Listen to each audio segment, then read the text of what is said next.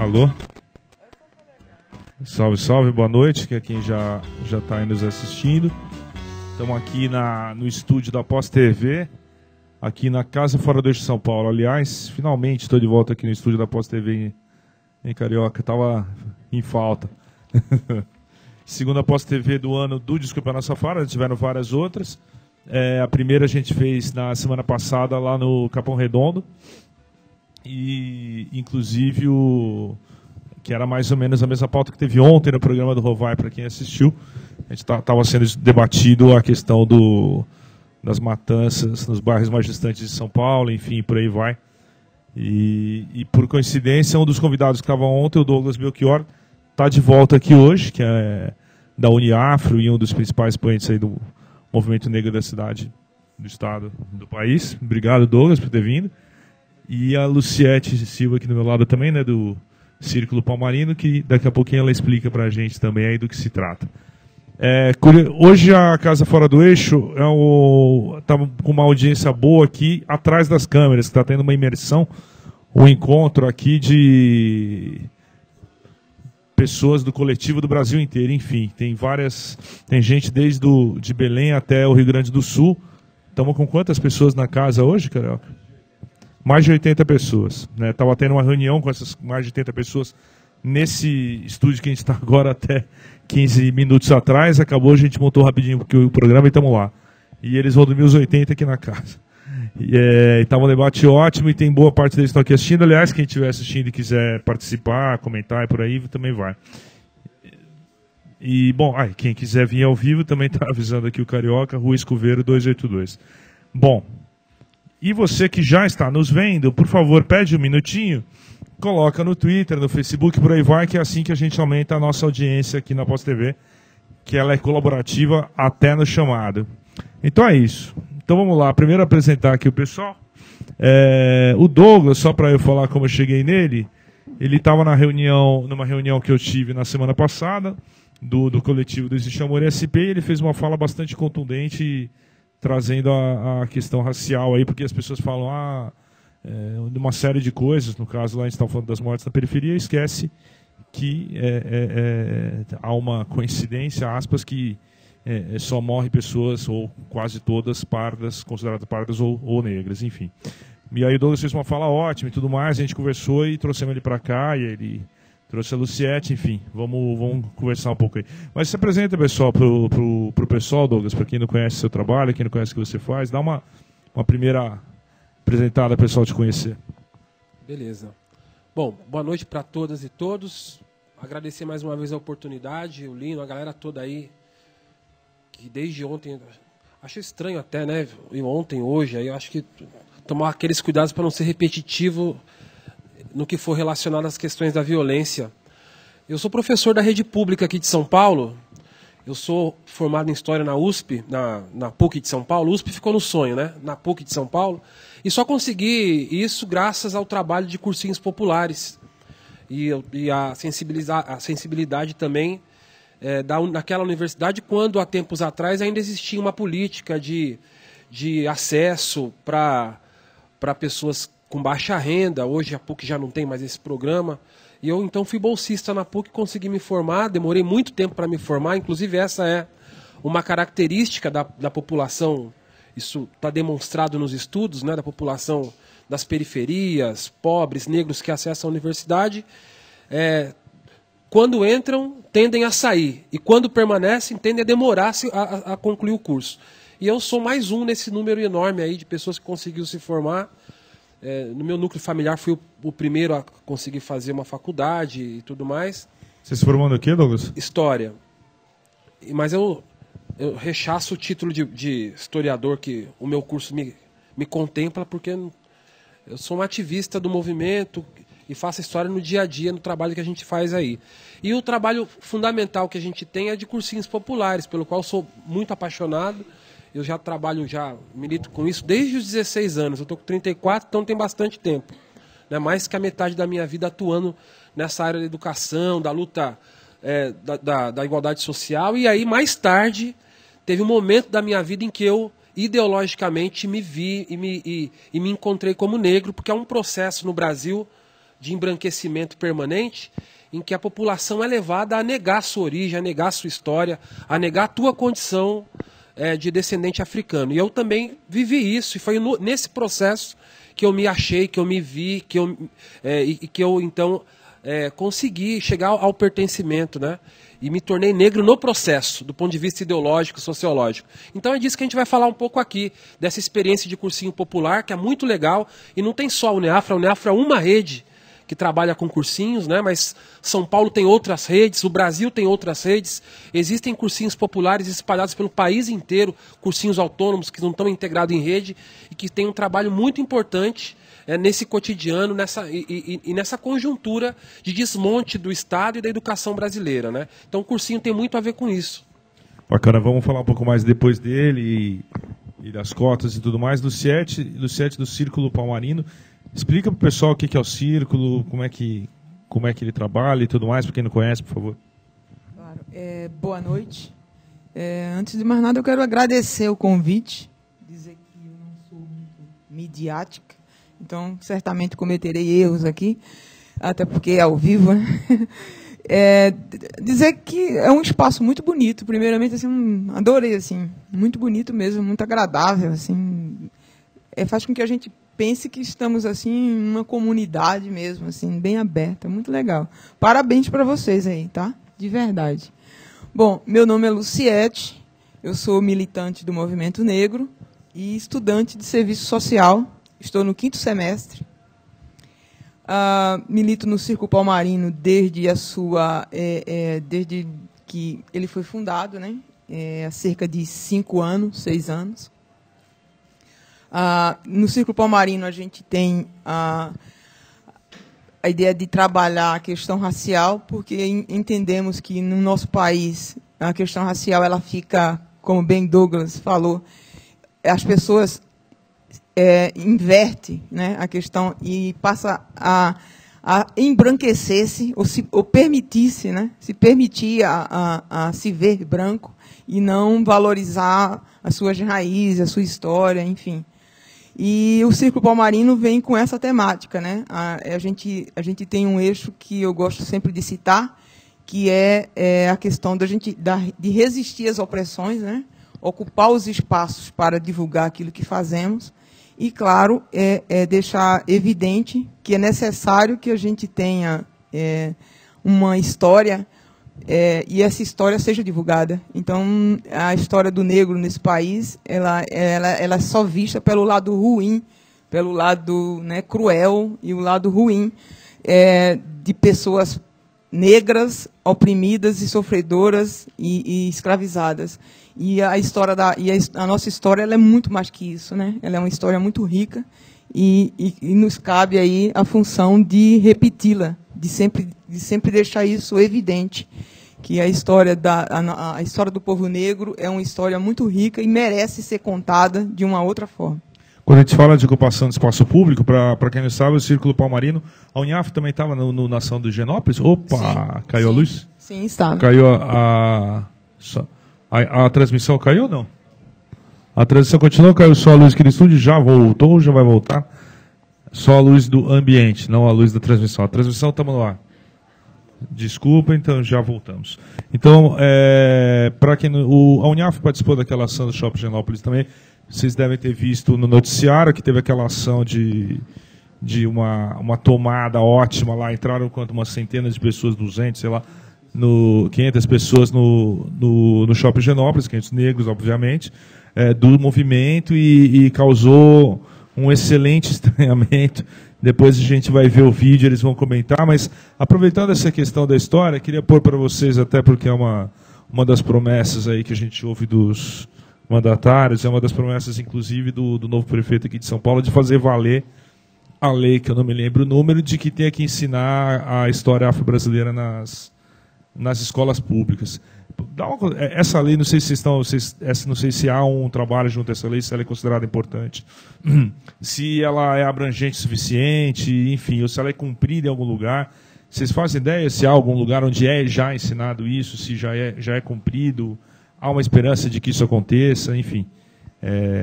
Não sei quem quer responder. Eu não sou historiadora, como eu disse, mas assim, o que eu sei e o que a gente, eu e boa parte das pessoas que minimamente conhecem a forma como as nossas escolas primárias lidam com a questão do ensino no Brasil, e essa lei, ela existe, é uma lei importante, porém, ela não é, de fato, vinculada nas escolas. Pouquíssimos professores se dão ao trabalho de manter atividades, né, em que essa lei seja, de fato, válida. Até porque existe existe alguns meios que divulgam que os próprios professores eles não foram preparados para falar sobre isso, para divulgar isso, para ensinar os alunos sobre isso. E então precisaria de todo um trabalho, né, com os próprios professores, não só de interesse pessoal dele, mas do sentido pedagógico mesmo, né, de passar essa questão. E aí a gente fica mais uma vez ainda, né, nos devendo isso. Mas é uma lei e existe esforço, sim, para que isso seja implantado nas escolas, principalmente nas escolas primárias. A Lei 10.639 de 2003, e ela é muito importante e simbólica, porque é uma reivindicação do movimento negro desde sempre, desde o pós-abolição. Então a gente tem, na história do Brasil, períodos em que o governo imperial negou o direito do acesso à escola para alguns, né? Entre esses, filhos de escravos ou escravos. E essa herança ela permanece, da falta do acesso da escola, que não é um espaço de sociabilidade do negro. E a gente percebe, quem estuda o movimento negro, que a escola está sempre presente no discurso de luta por direitos. Não é? Então, não é uma coisa nova. E essa reivindicação, ela caminhou pelas décadas do século XX, do pós-abolição e todas as décadas do século XX, e só conseguiu se transformar em lei em 2003. Inclusive, ela tem uma simbologia importante, que foi a primeira lei assinada pelo Lula, chancelada pelo Lula, quando ele toma posse em 2003. Ela acabou de fazer 10 anos, se eu não me engano, é de 3 de janeiro ou 9 de janeiro de 2003. E é do começo do mês de janeiro de 2003. Então ela acabou. Inclusive a gente teve que responder algumas entrevistas e algumas abordagens em relação aos 10 anos da Lei 10.639. E eu acho que é importante falar que o movimento negro no Brasil, ele reivindica um negócio chamado reparação histórica. E reparação histórica, tem um debate sobre o conceito de reparação histórica para o povo negro, mas assim, a gente pode fazer um comparativo. O povo judeu, ele reivindicou reparações históricas relacionado àqueles anos cruéis da vida na Alemanha, do que aconteceu na Alemanha. E o Estado alemão reparou, de certa maneira, enquanto política de Estado, garantindo recurso, garantindo política. Não política compensatória apenas. No Brasil, a gente se acostumou, nesses últimos 10, 15 anos, a fazer o debate de reparação, ou o debate de política de ação afirmativa, mas num conceito de política muito pontual, muito compensatório, vamos dizer assim. E nesse bojo das várias iniciativas de políticas, a Lei 10.639 se destaca, porque ela é uma lei que reestrutura a educação. E não por acaso, ela tem o mesmo período de existência, que são esses 10 anos, em que o grande debate relacionado ao racismo no Brasil foi cotas, e não Lei 10.639. E cotas, que é uma política muito importante, reivindicada pelo movimento, mas é uma política compensatória, temporal, que não resolve o problema estrutural. Enquanto que a lei que pode, se for efetivada, resolver o problema estrutural, que é a lei que ela dialoga e muda a diretriz da educação, ela obriga que o Estado reprograme, que ela coloque a questão da história da África interdisciplinarmente, que provoque formação de professores capacitados para tal.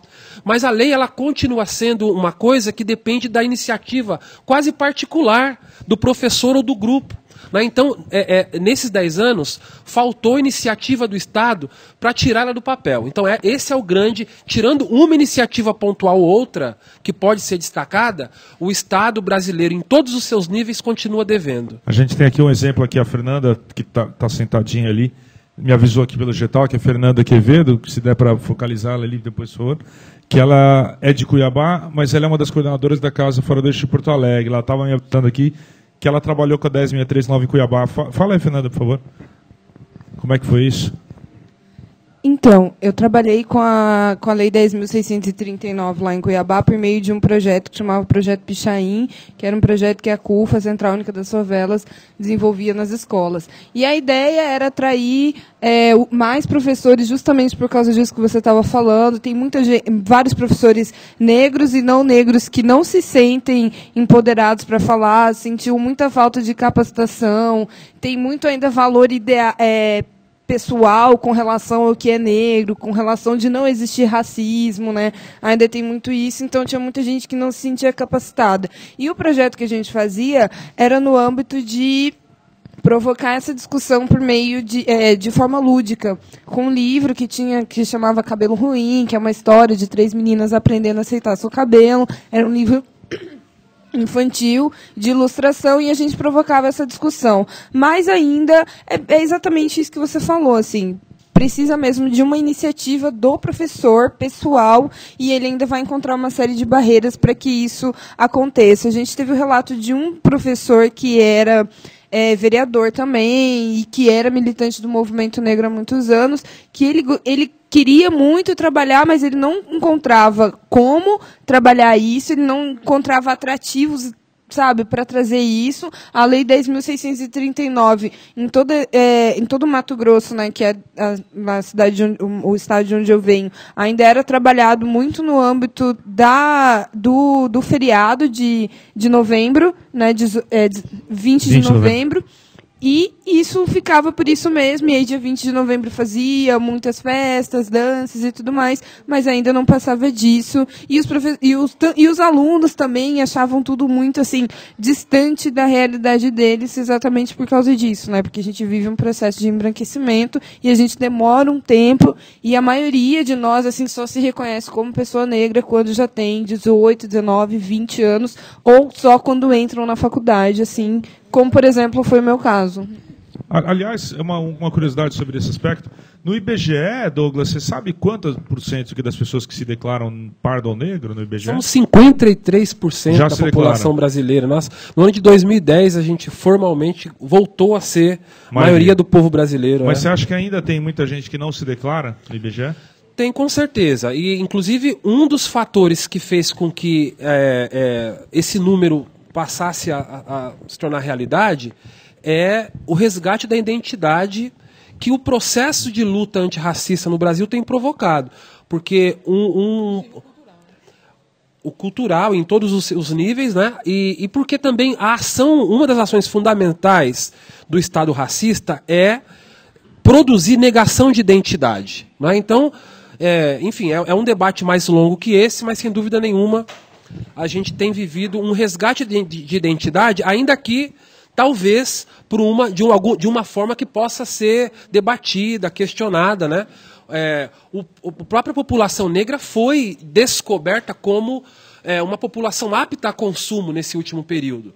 E aí toda a lógica do capital, do mercado, se apropria disso para ganhar dinheiro, sem discutir o que significa isso do ponto de vista social, do ponto de vista histórico, né? Então não se trata apenas de reivindicar ser negro porque o cabelo, o cabelo crespo, ou o cabelo ondulado, ou o cabelo de cachinho tá bonito, tá na mídia, então tem produto para isso, tem o creme e tudo mais, então isso vende, isso se transforma no mercado, roupa para negro e tal. Então, sem dúvida nenhuma que os capitalistas, aqueles que dirigem os mercados, se apropriam disso, como se apropriam da cultura, como se apropriaram do samba, do carnaval, como tendo se apropriado do hip hop, do rap. Então, a gente precisa muito ter esse cuidado para também não construir uma onda que seja artificial. Que, na verdade, o resgate da identidade precisa ser um resgate histórico e classista, né?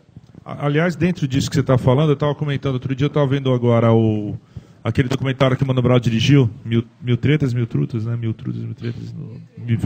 Mil Tretas, Mil Trutas. E ele faz em um dado momento lá, fala uma coisa que eu achei curiosa, queria ver o que vocês acham, né? Que é, enfim, que o povo não gosta de resgatar, às vezes, lá atrás, na escravidão, né? Mas que ele diz que os negros, uma vez acabada a escravidão, foi direto da escravidão para a marginalidade, assim, não houve um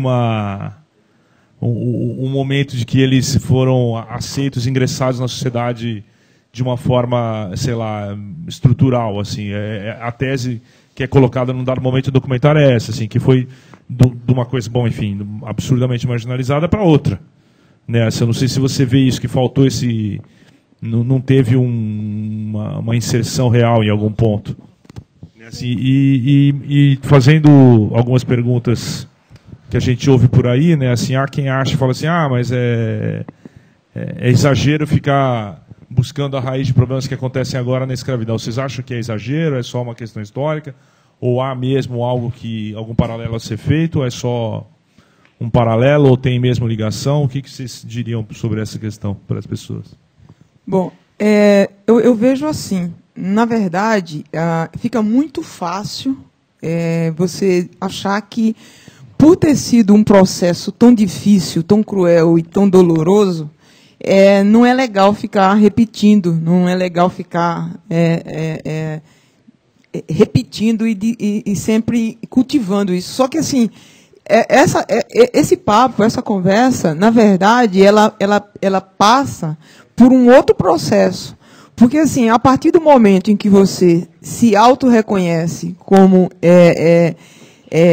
escravizado, você passa a ter uma visão do que é ser escravizado. E isso não é legal, né? É por conta disso que a gente ainda vive todo esse retrocesso em que o país se encontra ainda, né? Retrocesso em termos de se auto-reconhecer como afro-brasileiro e tal. Então, assim, essa ideia de que ficar se repetindo essa história, ela é ruim, ela só serve para quem da escravidão obteve lucros, né? E não para quem foi escravizado. Então, assim, para quem foi escravizado, o ideal é nunca esquecer, muito pelo contrário. Além de não esquecer, você tem que trabalhar isso em você para que você se reconheça como sobrevivente de escravizado, né? Podemos dizer assim. Porém, ter consciência disso, né? E reivindicar direitos. E se você simplesmente faz como é necessário se fazer, você simplesmente nega isso. E negando isso, só serve para quem teve lucros com isso, e não para quem sofreu. Então, eu acho que é fundamental, sim, esse debate. É fundamental você pensar que podemos, sim, modificar isso, mas a partir da consciência. E para implantar a consciência é algo demorado. É necessário muito mais que simplesmente falácia. É necessário muito mais que textos. É necessário muito mais que tempo, né? É necessário todo um trabalho de conscientização do que é ser negro, do que do que significou ser escravizado nesse país. Eu quero propor um raciocínio aqui para a galera que está assistindo e para a galera que está aqui também, que eu acho muito legal. Que seria de trás para frente, né? A ideia. Trazendo aí a questão que você colocou, de que não houve uma transição. Na verdade, a transição do período de escravidão para o período de não escravidão, essa transição, essa mudança só ocorreu para os não negros. Para os negros a vida continuou a mesma. Mas eu quero propor outro raciocínio, que é a partir de hoje para trás. Porque a gente vive... Esse papo é um papo estranho. Um papo que de repente o cara começou a assistir e falou, eu não vou ficar ouvindo esse papo chato de preto, de preconceito, de racismo, porque no Brasil não tem isso. Todo mundo é igual, todo mundo é miscigenado e tal. Então, especialmente para a galera que tem uma tendência a questionar a importância desse debate para a sociedade brasileira, né? Então você veja, há a ideia de que o Brasil avançou, de que as coisas melhoraram no Brasil, não é? Então, nós tivemos progresso no Brasil nos últimos anos, econômico. Há a ideia de que nós vivemos um período em que a classe média está avançando e tudo mais. Não tem essa parada? Pô, o consumo e tudo mais. Quer dizer, o que caracteriza a melhoria de vida é o cara conseguir comprar geladeira e comprar um carro. Ou seja, é o poder de consumo que caracteriza se o cara melhorou de vida ou não. Esse é um debate. Mas é o mundo que a gente vive hoje. Se a gente tivesse que estratificar em que situação está a população negra, da Adão Negra, no Brasil de hoje, nós teríamos 2 países. Um Congo e uma Noruega. Um Congo e uma Noruega, do ponto de vista, por exemplo, do IDH. Que quando você estratifica, você tem o IDH da população branca num patamar que se equipara aos países em desenvolvimento realmente, tá certo? E o IDH da população negra lá embaixo, o que se equipara aos países mais pobres do mundo, em oportunidades. E a grande questão, e aí eu quero problematizar colocando questões, as perguntas, né? O problema continua. O que fazer é o problema das elites, pensando na população preta no Brasil hoje, gente, 2013. O que fazer com essa massa de gente feia, perversa, pobre e perigosa, que enche as favelas e polui a nossa paisagem urbana? Essa é uma questão que as elites brasileiras têm como prioritária hoje ainda. Como é que foi possível, apesar de todos os projetos, gente, de embranquecimento e de extermínio da população negra que esse país viveu nesses 512 anos, como é possível, é a pergunta que eles estão se fazendo, que mesmo tendo colocado todo o seu aparato, o Estado, para dizimar o povo negro, para embranquecer a população, essa população, em 2013, é a maioria do povo brasileiro. Ora, não fecha. Autodeclarada. Como é possível? É uma pergunta que os caras com certeza se fazem. O que fazer com os negros? Aí a gente pode tentar encontrar essa resposta, por um lado, nas políticas de segurança pública. Eu estou lendo aqui anotações de um texto, que é um texto construído por Jaime Amparo e por mim, está no site da Uneafro. Quem quiser pesquisar, está no uneafrobrasil.org. E que a gente coloca o seguinte, que a resposta está nas políticas de segurança pública que elege o corpo negro como grande depositário do mal, tá certo? Então aí você tem massacre, chacina, encarceramento, pobreza, miséria, analfabetismo, todas elas atingindo o povo negro de maneira fundamental, prioritária, certo? Qual que é o valor? Por que a morte negra não comove no Brasil? Por que não comove? Ontem no debate com o Major Lucietti, que foi terrível, saí daqui acabado ontem, tá certo? Aquela energia negativa daquele PM aqui. Eu fiquei com vontade, eu não tive coragem de perguntar para ele ontem, Olino. Sabe a pergunta que não saiu da minha boca, eu não tive coragem de fazer? Por favor. Eu queria perguntar para ele se ele já tinha matado alguém na atribuição do trabalho dele. O senhor já matou alguém? Eu não tive coragem de perguntar, estou aqui covardemente declarando isso hoje. Porque você ia ter que perguntar se ele já matou um negro, né? E aí a ia questão, ter sido um negro. E a questão é a seguinte, por que a morte negra não... Ele ontem citou o caso do menino, do João Hélio, que todo mundo ficou comovido no Brasil inteiro. Isso aconteceu em fevereiro de 2007. Né? Foi arrastado pelo cinto depois de um assalto. Um dos assaltantes era menor de idade. E em seguida começou uma grande campanha pela redução da idade penal no Brasil. Isso aconteceu em 2007. A mídia arrebentou. Claro, quem que fica feliz com aquele acontecimento, gente? Ninguém. Todo mundo solidário à família, todo mundo chorando aquela morte terrível, terrível. Só que 2 anos depois, o Juan Moraes, isso talvez nem todos lembrem, podem pesquisar na internet, de 11 anos, durante o processo de ocupação dos morros e das UPPs no Rio de Janeiro, ele desapareceu lá na favela Danon, em Nova Iguaçu, no Rio de Janeiro, 11 anos. E o corpo dele foi encontrado dias depois. Depois ficou provado que os PMs do 20º Batalhão da Polícia Militar tinham levado o menino e matado o menino. Qual foi a repercussão? O que é que doeu? Por que não mobilizou a imprensa, não mobilizou sentimentos, não mobilizou a nossa classe, não mobilizou o povo, não virou pauta como virou o assassinato de 2 anos atrás? Terrível também. Por que a morte negra não comove? Essa é uma pergunta importante porque a gente trata de direitos humanos. Me desculpe me alongar nesse tema, mas eu acho que é importante concluir o raciocínio, porque nós todos aqui militamos muito em relação à questão dos direitos humanos. Né? Agora, O negro não é visto nem pela lógica do direito, porque a resposta para a pergunta o que fazer com negros, que é a pergunta que a elite ainda tem hoje, por um lado é política de segurança pública, mata ou prende, prende ou mata. Por outro lado é negação do direito, na saúde, na educação, no emprego, em todos os setores, na cultura, tá certo? Esse é o outro lado. Agora, então, por um lado, não existe no direito. E também não existe para a lógica do humano. Olha a provocação que eu quero colocar, que é muito foda. Muito foda. O negro ocupa o lugar de um grupo com um defeito de cor que anula a possibilidade de ser considerado humano. Gente, qual é o senso comum em relação aos direitos humanos? Direitos humanos para quem? Para vagabundo, para ladrão, para quem não presta. Não é assim? Porque o Datena fala isso, o povo repete isso na rua. Isso está no nosso senso comum, certo? Já paramos para pensar que isso tem um teor sociológico muito importante para a formação da mentalidade? Ora, por que se condena direito humano? Quem é que não merece direito humano sendo ser humano? Quem não é humano, ou quem tem a sua condição humana negada. Historicamente, a população negra, a população indígena tem a sua condição humana negada. Desde os primórdios, velho. Não tem alma. Índio não tem alma. É bicho. Preto não tem alma, é bicho. Então, só para concluir o pensamento que eu acho importante. Então, qual que é o lugar do corpo negro na nação verde e amarela, no Brasil? Qual que é o lugar do corpo da necropolítica brasileira? Desde sempre. Falei ontem aqui, o problema da violência não é de 2012, 2006, é de 500 anos. Isso não nos comove. Se você comparar a mobilização que existe em torno de bandeiras justas na sociedade brasileira, certo? Direito indígena, direito das mulheres, direito dos homossexuais.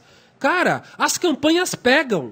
As campanhas pegam. Vocês que trabalham em rede, vocês sabem disso, as campanhas pegam. Por que campanha antirracista não pega? Por que todo mundo não coloca foto de pretinho no Facebook? Por que a morte cotidiana, ao vivo na televisão, não comove? Então, é disso que a gente está falando. E eu fiquei, para parar de falar por esse período, por esse momento... Vamos lá. Lino, a gente se conheceu numa reunião, que foi muito legal, em que eu comecei a falar o seguinte, você vai lembrar disso. Todo mundo falando de violência, todo mundo falando de chacina, de encarceramento, todo mundo. Eu fui lá para provocar esse debate e fiquei surpreendido positivamente, porque o papo já estava colocado. Só que, curiosamente, eu falei, é estranho falar disso tudo e não ser citado um negócio chamado racismo. Gente, o racismo é uma ideologia de dominação. A gente confunde, os caras nos ajudam a confundir racismo com preconceito, com discriminação. Racismo é ideologia de dominação, sem a qual as elites não governariam esse país. Só é possível manter o povo brasileiro fora de um levante radical contra as desgraças que são permanentes na história do Brasil, contra as injustiças, por causa do negócio chamado racismo, que cimentou a mentalidade no Brasil. E é tão perverso o aparato construído ideológico que se construiu no século XX com um cara chamado Gilberto Freire. E para quem gosta desse assunto vai estudar, que é muito legal, que é um negócio chamado...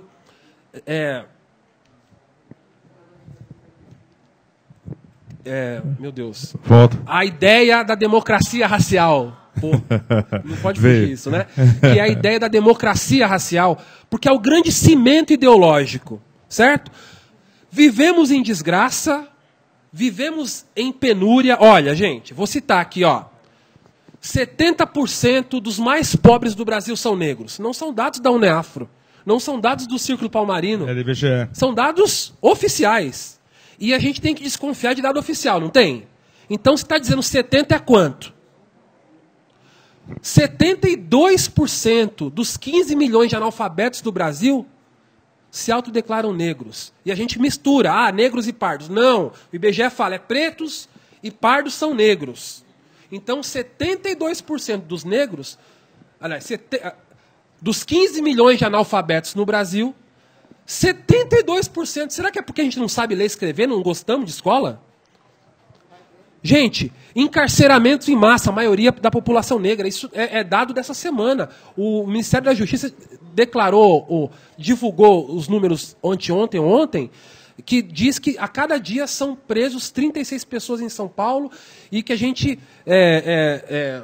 está na 4ª colocação na maior população carcerária do planeta e outras coisas, maioria negra. Gente, o censo agrário, sabe qual é o maior movimento negro no Brasil? O MST, que a gente se orgulha de ser parceiro e estar junto na luta. O censo agrário diz que entre os camponeses quase 70% são negros.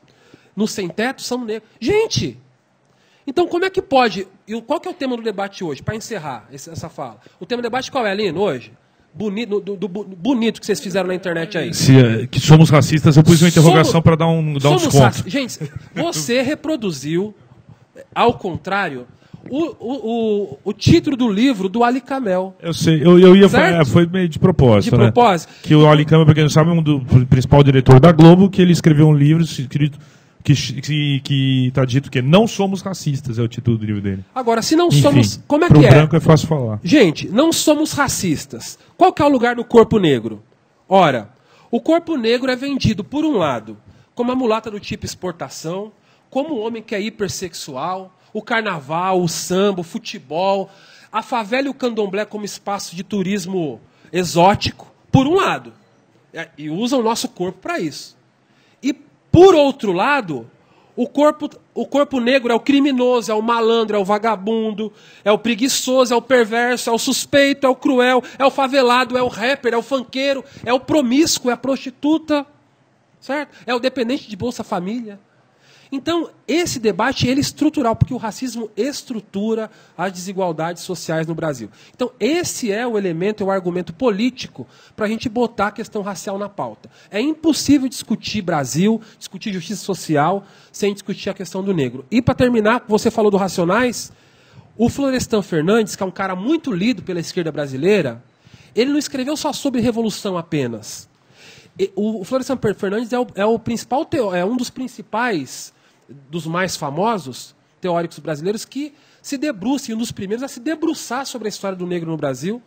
E ele é que vai contestar, com a tua obra na década de 50, O Negro no Mundo dos Brancos, a ideia da democracia racial do Gilberto Freire. Ele vai dizer, olha, na virada do século, respondendo o que você falou do Racionais, na virada do século, na nova sociedade que se formava, na sociedade de classes que nascia no pós-abolição, na república e na democracia, o negro não era classe.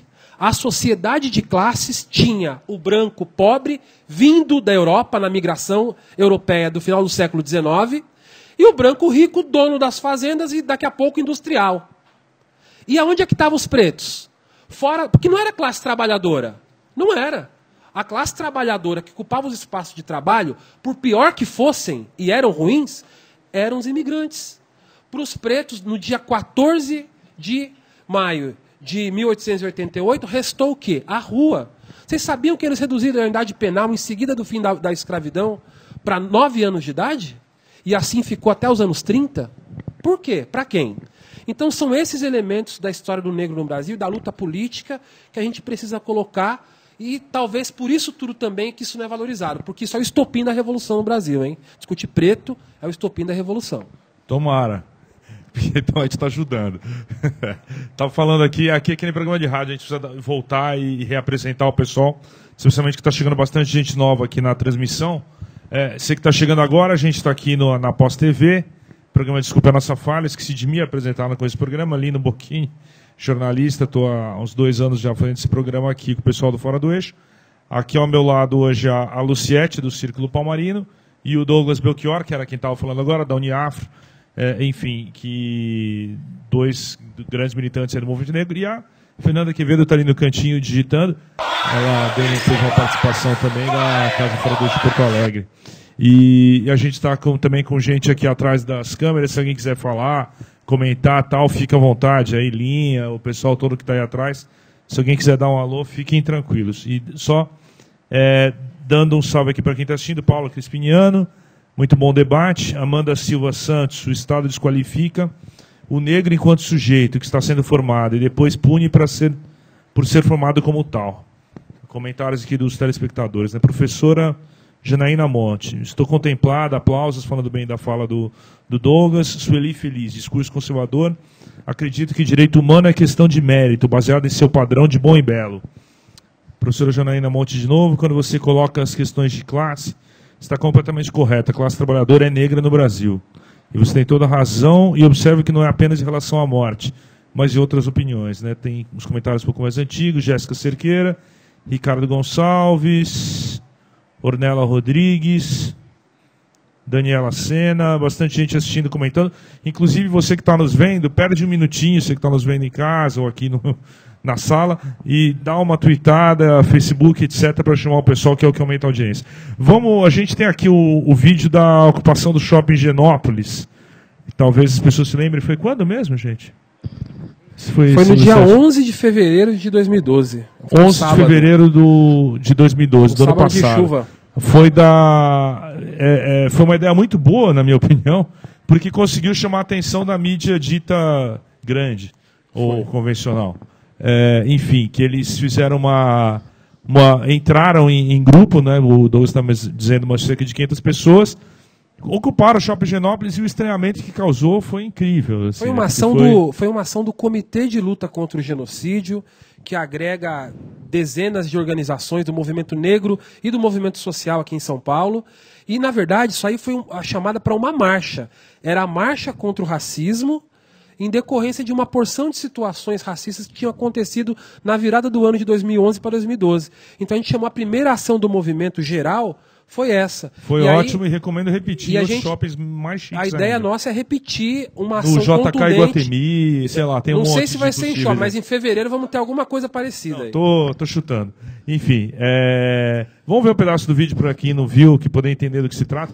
Dá para comentar em cima se vocês quiserem, ou senão na hora que acabar a gente volta aí. O áudio é legal também, viu?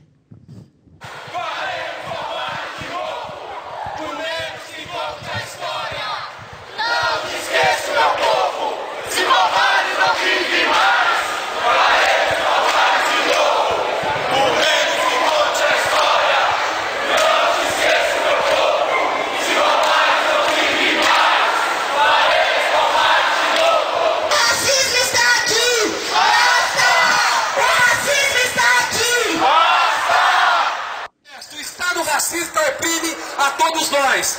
E isso tem uma consequência prática. Existe uma parte do povo brasileiro, uma parte das pessoas no Brasil que são privilegiadas pela forma com que a sociedade se organiza. Essas poucas pessoas têm acesso às riquezas de um país tão rico como o nosso, enquanto a maioria do povo brasileiro é condenado à miséria, é condenado à superexploração, como, por exemplo, os trabalhadores da loja desse shopping. Deu uma travadinha, cara? Tava carregado, não? Sim, não. Bom, travou aí. Lá não travou não, viu? Lá foi louco, hein? Né, Lucete? Lembrando que... Vai voltar já. Só uma coisa, eu acho que o que eu achei genial nessa ação foi porque escancarou o racismo de todo mundo, né? Assim, porque quase ri para não chorar, né? Porque as manifestações que saíram na imprensa eram que achei que era um arrastão, o que estava acontecendo, enfim, que parecia um tumulto e por aí vai, assim. O que vocês ouviram lá? O que vocês viram? Que tipo de reação que teve? Era meio por aí? Como é que foi isso? O segurança sabia o que fazia? O que aconteceu? Acho que quer falar, Lucete? Sim, só para lembrar um pouco, a questão das pessoas acharem que poderia ser um arrastão é justamente isso que a gente acabou de falar, né? É um bando de preto e preta, né? Entrando num espaço que não lhe é muito, né, do seu dia a dia e tal. Então, não só quem estava passando, mas os próprios trabalhadores do espaço, né, se assustaram, assim. E aí dá aquela impressão de que, poxa vida, o que eles estão fazendo aqui, né? Erraram o caminho ou o quê? Então, assim, para quem estava lá e quem minimamente é sensível à causa, também estava passando lá e acabou incorporando ao grupo e tal, e é válido dizer que havia pessoas brancas também dando apoio e tal, até porque algumas pessoas, né, sabemos, são solidárias com esse tipo de ação. Racista de todo o povo brasileiro. Com certeza. Nem pode ser. Ainda bem, né? Então, assim, são pessoas que são antirracistas e a favor de todo de todo movimento que reivindica direitos. Então, as pessoas que passavam e eram solidárias, era um bom número também. Só que, assim, aquelas pessoas que se assustavam com o número de pretos e pretas, como eu falei antes, essas pessoas elas estão acostumadas exatamente a ver essas pessoas em outros espaços. E não em pleno salgão, né, em pleno espaço do shopping. Vamos ver um pouquinho mais. Mas, desculpa. Não, imagina. Reivindicando e falando palavras de ordem. Eu vou querer falar dessas palavras de ordem depois, porque ontem eu estava escutando, elas são curiosas. Essa palavra Vamos ver de se dá ordem pra. fantástica, é um trecho de um poema. Vamos ver. Coloca aí, Carioca, por favor.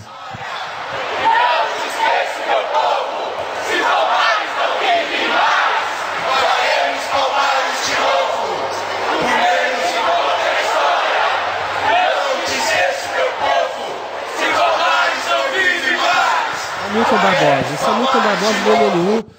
Deve estar assistindo, Milton. Um abraço, né? Onde o cabelo liso é um padrão estético e corporativo. A pobreza é crime. E problemas que deveriam ser tratados por médicos viram caso de polícia. Este é o país onde ser negro e pobre essa é a ideia e morte. do núcleo de consciência negra da USP que está falando. Nem com o restaurante que humilhou, nem com o delegado que prendeu sem provas, ou com o PM que atacou um estudante. Muito menos que quem atirou fogo no moinho. Decidiu detetizar a luz. Aquela moça ali do lado de quem está falando é a Esther. Ela foi a menina que trabalhava como estagiária numa escola aqui do AMB, a escola AMB, e que a chefe dela mandou ela alisar o cabelo, que ela não ficaria mais no emprego. Então, um dos motes dessa ação foi essa situação nessa escola, que a diretora mandou ela alisar o cabelo, senão não poderia trabalhar na escola. A Esther. Essa que está falando? Não, a moça de óculos escuros. Ah, tá. Em todos os casos, em uma ponta, oprimindo e explorando estão o Estado, os governos, a polícia, o judiciário, os interesses dos ricos e a manutenção de normas e padrões contrários ao do povo.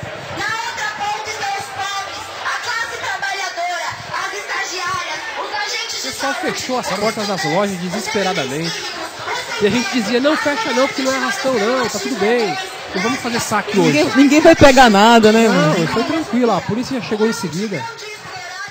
A polícia estava tirando foto? Você viu? Eles gostaram do ato. não Estavam era tirando polícia. foto, filmando e tal. Tá todo mundo fichado, viu? Isso não nos assusta mais. Você deve estar fichado também, viu, Lina? Depois que entrevistou a Sanja, eu já perdi a esperança de montar. Bandeira do Circo Palmarino, né? Isso aí foi o final na chuva, foi lindo.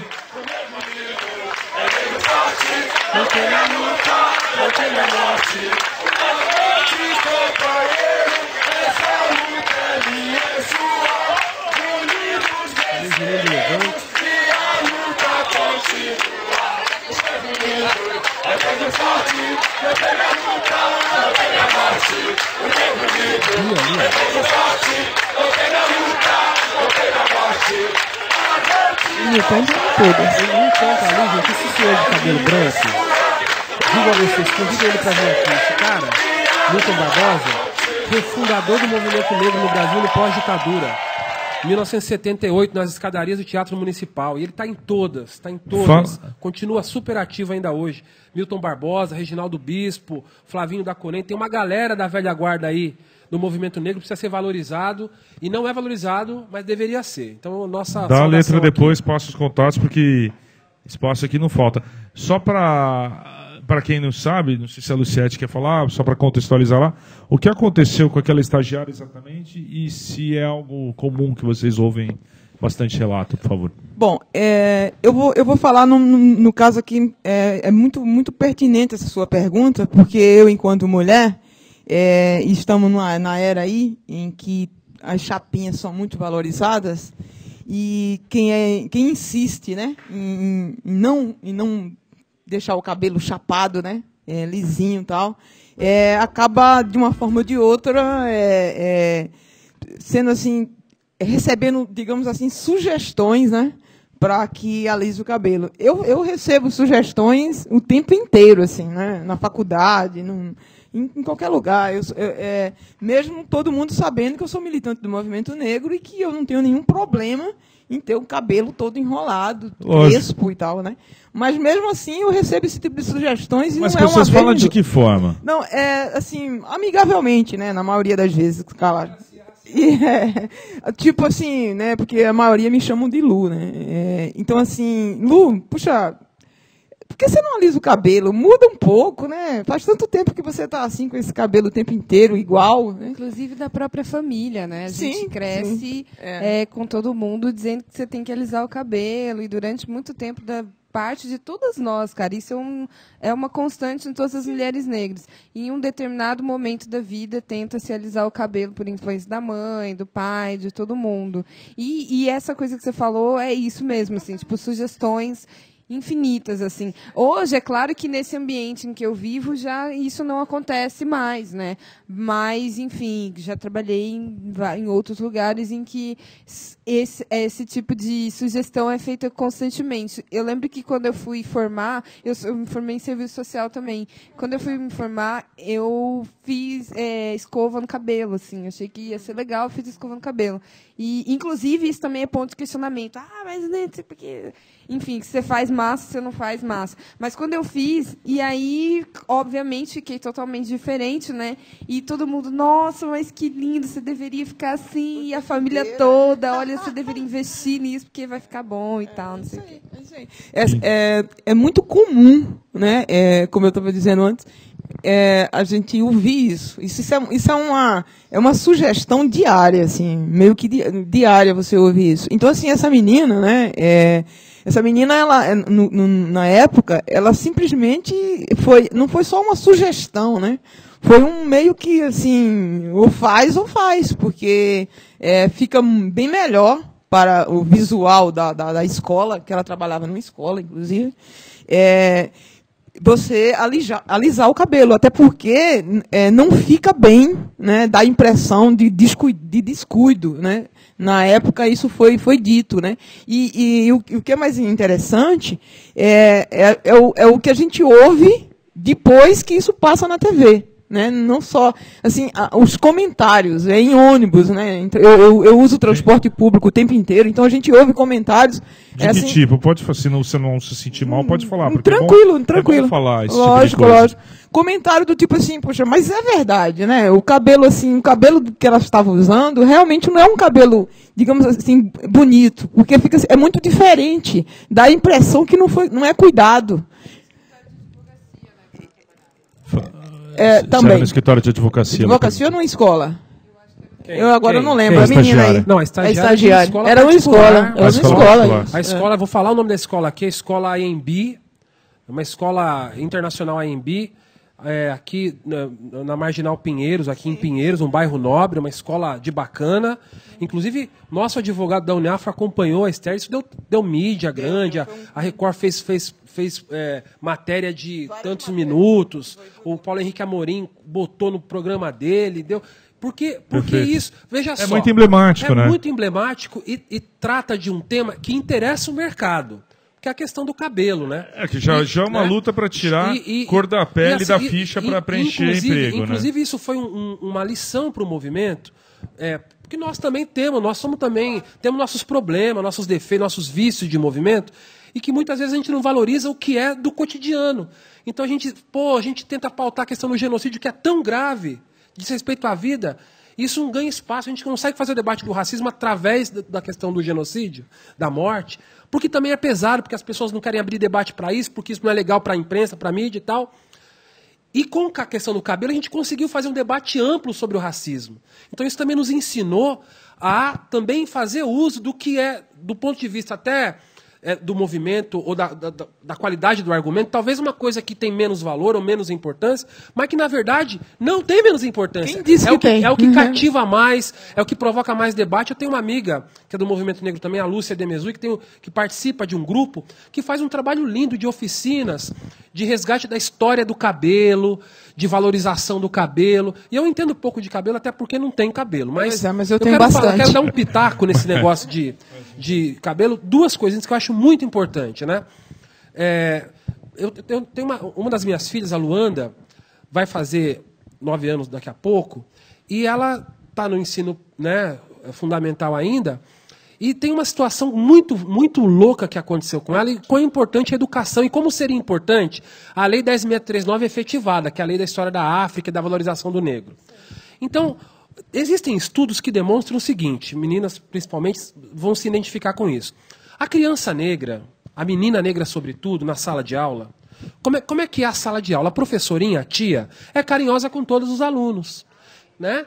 Mas a menina que tem cabelo liso, que tem um cabelo teoricamente ou considerado, ou até é verdade, mais fácil de manusear, aquela menina branca, por ser branca, por a gente viver num mundo em que o estereótipo branco é o considerado bonito, então essa menina, ali. Né, essa menina que não é a negra, a menina branca, de olho claro e tal, de cabelo lisinho, ela vai ser mais tocada pela professora. Ela vai ser mais elogiada pela professora, pelos amigos, pela família, pelo mundo. Né? Bem quista pelos meninos, mais paqueradinha desde cedo. E o cabelo desarruma, a professora vai lá e arruma rapidinho, tira a fitinha, amarra e tal. E eu tenho 3 meninas, 3 filhas, e eu tenho filhas branca, loira, morena e preta. Então eu tenho muito esse lance de eu fazer. Eu convivo com essa comparação na minha realidade. Então, existem estudos, até de tese de mestrados, que demonstram isso. A criança negra é menos tocada pela professora, até porque o cabelo dela é mais difícil de arrumar. Então, ela é levada, a mãe tem aquele trabalho de arrumar, aquela dor, aquele tempo que gasta e tem que ir com o cabelo arrumadinho, preso, porque arrumado, cabelo crespo, arrumado é preso. Certo? Coitado do cabelo preso. Não fez nada e está preso. Tem que estar trançado, não é, Lucete? Tem que estar amarrado. Porque aí, olha o que aconteceu. Fui buscar minha filha mais cedo na escola. A professora dela é uma boa professora, não vou nem citar o nome, mas é uma das professoras daquela escola e da cidade, é uma das melhores. E ela, fui buscar mais cedo, ela me elogiou, minha filha falou, pô, sua filha é inteligente, comunicativa, bonita e tal. E um dia desse, olha só o que ela aprontou. Eu fui falar aqui no final do ano, né, que vai ter uma festinha de final de ano. E eu falei para os meninos, ó, meninos, gente, todo mundo, não precisa comprar roupa nova. Escola de periferia. Ó, os meninos vêm com roupinha limpinha, as meninas também, os meninos colocam um sapatinho novo, as meninas uma sandalinha, os menininhos vão no cabeleireiro, vêm com o cabelo batidinho, as menininhas alisam o cabelo, vem bonitinha. Aí a Luanda, minha filha, falou, não, professora, opa, chapinha não, no meu cabelo não. A minha filha de chapinha para criança, pelo amor de Deus, né? Tirando a questão negra, o que eu quero dizer é isso. Adultização, sexualização, a professora, ela não falou isso na maldade. Tem um programa de feminismo, né, inteiro depois. Você entende? Ela falou assim, ela falou assim, ela está no bojo de um contexto positivo. Porque é tido como bonito e como positivo. É aí que mora o racismo, porque ele não é combinado como maldade. Ele está naturalizado como normal e como bom. Claro. Entende? E não é só para quem fala preto de alma branca e tal, tudo vai outras coisas menos claras. E o racismo, diferente do que possa parecer, é algo que atinge nós todos. Desde o preto, desde aquele negro que tem a pele mais escura, até o negro que tem a pele mais clara. Porque no Brasil, gente, me apresentem um branco. Né? O que é o branco? Não é ausência de cor? O que é o pingo de uma tinta colorida num copinho de tinta branca? O continua branco? Então, é um debate que não é só semântico. Ele cria mentalidade, ele confunde nossa cabeça e ele alimenta o racismo. Boa. Só completando uma única coisa, assim, na questão do, voltando só ao cabelo da menina, a sugestão que ela recebeu da chefe dela é exatamente isso. Porque, segundo algumas empresas, principalmente a empresa que lida com o público, o funcionário que lida direto com o público, eles colocam o seguinte, a aparência é muito importante, correto? E o cabelo, nessas condições, não sei se dá para voltar e mostrar o cabelo da menina. Dá para mostrar, Carioca? Não sei se está carregado aquele vídeo lá, não. Segundo consta, o cabelo da menina não é um cabelo que dá uma boa impressão, entendeu? Então, assim, por exemplo, o meu cabelo, por exemplo, né, que é um cabelo crespo, enroladinho e tal, eu já usei ele escovado, já usei ele amarrado, e depois que eu comecei a militar no movimento negro e me conhecer como negra, eu passei simplesmente a largá-lo. Então, por conta disso, as sugestões até agora, mas é óbvio que, para quem tem cabelo enrolado, usar a chapinha se tornou uma espécie de regra. O problema é esse, entendeu? Não tem absolutamente nada contra quem quer fazer. O problema, o que eu acho ruim é justamente Essa é a única isso. opção, né? Ou você usa o cabelo liso ou você usa ele liso. É a você padronização, não tem, né? Você está entendendo? É padronizar todas as mulheres E tem um num monte contexto de- apenas. E não é assim. Existem diversas variáveis. E nós somos pela diversidade. Totalmente. Claro. Então, assim, existem diversas variáveis. Existe aquele Todos cabelo. somos bonitos, todos os cabelos são bonitos, as pessoas são bonitas, todas as cores são bonitas. Sim, então assim, eu acho que. Diferente do que querem vender, Luciete, o Lógico. movimento negro não é esse que diz, Não, tem que ser tudo. Ao contrário, Não, nós pelo queremos mundo pra todo contrário, mundo, pelo pô. contrário. Eu acho ótimo. Eu acho que eu tenho amigas que são negras e usam o cabelo chapinha e tal. É legal, eu acho ótimo. O que me impede de alisar o meu é uma opção. Eu não quero alisar o meu. Em compensação, eu acho que é isso que é ruim. É isso que torna a visão da mulher, né? A visão da mulher como igual. É isso que está errado. Mas o caráter Em todos os político, sentidos, em todos os ideológico disso, eu não trouxe a imagem, não me ocorreu, mas se a gente pesquisar aí na internet, no Imagens, aí em algum site de procura, e procurar uma propaganda da Nivea, gente, eu uso essas fotografias nas nossas formações, né? Então você tem duas imagens da Nivea, inclusive que está sendo processada por isso, e que ela chegou a vincular um tempo e depois se retirou rapidinho. Uma das cenas é as mulheres, 3 mulheres, uma branca, bem branca, de cabelo bem liso, uma morena, de cabelo mais ondulado, e uma negra, de cabelo crespo. E ele faz uma divisória e em cima escreve em inglês antes e depois. Antes e depois do Nivea. Melhore, avance, modernize-se. Pois é, isso que é o. Cara, é terrível. Mas o depois e como tá? O depois é liso, é bom, Ah, ele é negra tá arrumado, cabelo ele liso. Carioca, se ele achar, eu curado concordo. da sua doença. E da doença de ser um cabelo de preto, um cabelo crespo. E tem uma outra imagem da Nivea, que a gente usa nas formações, pena que eu não trouxe, que é a mesma ideia, só que para o homem. É um cara vestido de terno, com cabelo aparadinho, jogando fora uma cabeça com cabelo black e um movimento de jogar o cabelo longe, ou a cabeça longe. Modernize-se. Meu Deus. Mas e é da Nivea? Era da Nivea? Da Nivea. Eu gosto que o Douglas é dos meus, tem que dar nome aos bois todos. Claro, não, cara, se te der Colégio tempo, Anhembi, eu devo ter isso no meu Nivea, computador. Eu até vamos queria lá. mostrar, se puder. Vamos. Tem muito comentário do pessoal aqui. Bom, só mostrar na tela rapidinho o cabelo da amiga que a gente estava falando. Sim, aquele ali, né? esse aí, exatamente. Essa o menina da de moça óculos de óculos escuros. escuro. Exatamente. Segundo o padrão, o cabelo dela é desarrumado, entendeu? E que precisa arrumar. E o que precisa arrumar é o quê? Fazer chapinha, deixar Isis. igual e tal. O cabelo da Isis tem uma moradora da casa que não tá aqui, acho que tem um filho de poucos meses que, bom, tinha o cabelo nessa linha. Deve estar lá dentro que o bebê tem. O Benjamin tá com quanto? 2 meses. Enfim. Bastante comentário do pessoal aqui. Deixa eu abrir aqui espaço só para quem está assistindo de casa. Deixa eu descer um pouco aqui, que tem os comentários do Tiago de Guarulhos aqui que eram bem interessantes também. Está subindo comentário, vários, tá bom. É que a audiência está subindo, tem muito comentário subindo, mas eu queria resgatar esses do Tiago. Obrigado aí a professora Janaína Monte, que está comentando bastante, conversando com o pessoal. A Cristiane Damascena. O Tiago Soares, ele é de Guarulhos, né? E está colocando aqui. Guarulhos, para quem não sabe, a gente, só introduzindo um pouco o assunto da violência, foi onde ocorreu a segunda chacina desse ano, né? A primeira chacina que aconteceu no estado de São Paulo foi na região do Campo Limpo, no Jardim Rosana, no primeiro sábado do ano, onde foram assassinadas 7 pessoas, e todos pardos ou negros.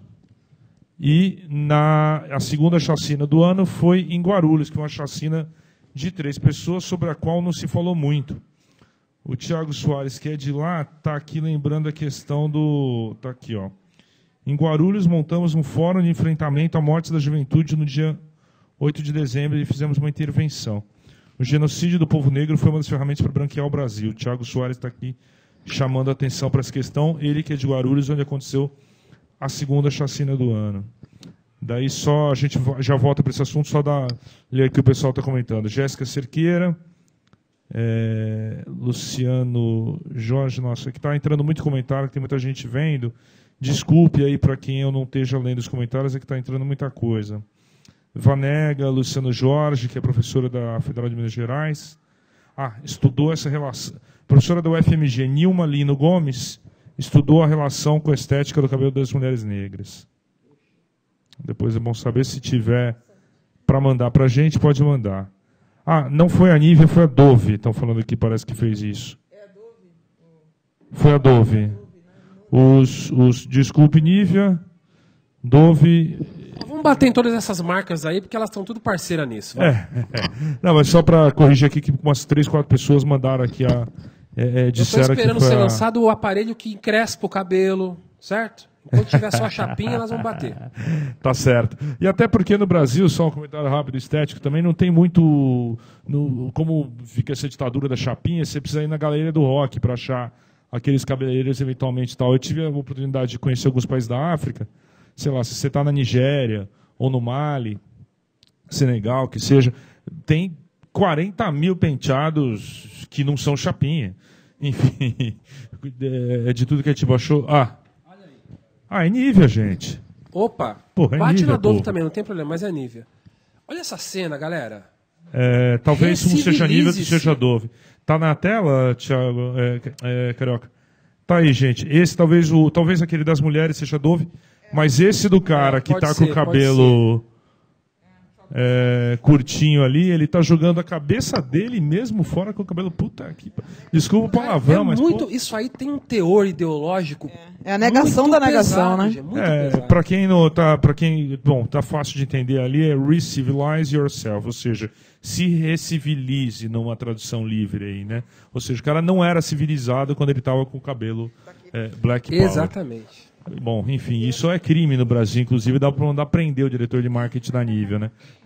Racismo escancarado, enfim. Se apareceu da Dove aí das mulheres, gente, isso não é também. Montagem, isso é sério. Infelizmente é verdade. Bota sério nisso. Só falando um pouco, Douglas, mudando de assunto rapidinho, explica até, pegando o gancho do Thiago aqui de Guarulhos, a questão de o que é o comitê do qual está tendo esse monte de reunião, de que vocês fazem parte. Então, acho que era legal falar um pouquinho desse trabalho. Né? Pelo menos para explicar do que se trata, se alguém quiser ajudar, como é que faz, se quiser chegar junto, enfim. Fala um pouquinho aí, pegando o gancho do...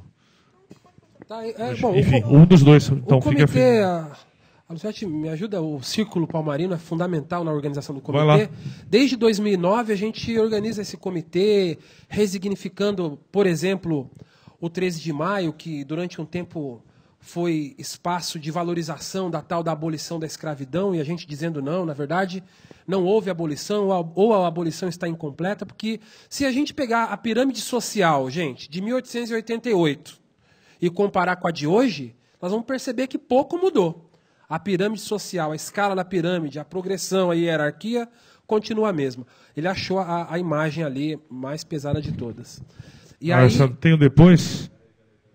A gente está achando depois, apareceu antes. Bom, mas deixa eu só terminar de encerrar esse papo do comitê, que é o seguinte. Isso aqui o pessoal não está vendo, aqui é só legal. O comitê, então, ele é uma frente de organizações que faz a luta política de denúncia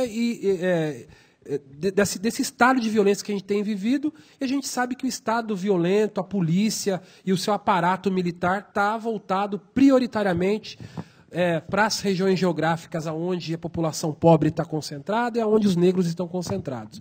Então é esse espaço de diálogo, de debate, de formulação, de denúncia das chacinas, dos assassinatos e do que a gente chama de genocídio da população negra, porque, sem dúvida nenhuma, os números são de guerra, são de genocídio, sim, no Brasil. Vocês têm algum levantamento, Douglas? Bom, são vários levantamentos aí. Você tem a proporção, né, de cada 10 assassinados pela polícia, 7 são negros. Cada 10 mortes por morte violenta no Brasil, 7 são negros. A ação da polícia em relação a esse todo é muito importante, em serviço e fora dela. E é claro que a gente discute a violência civil também. Não é só a violência a partir do aparato do Estado.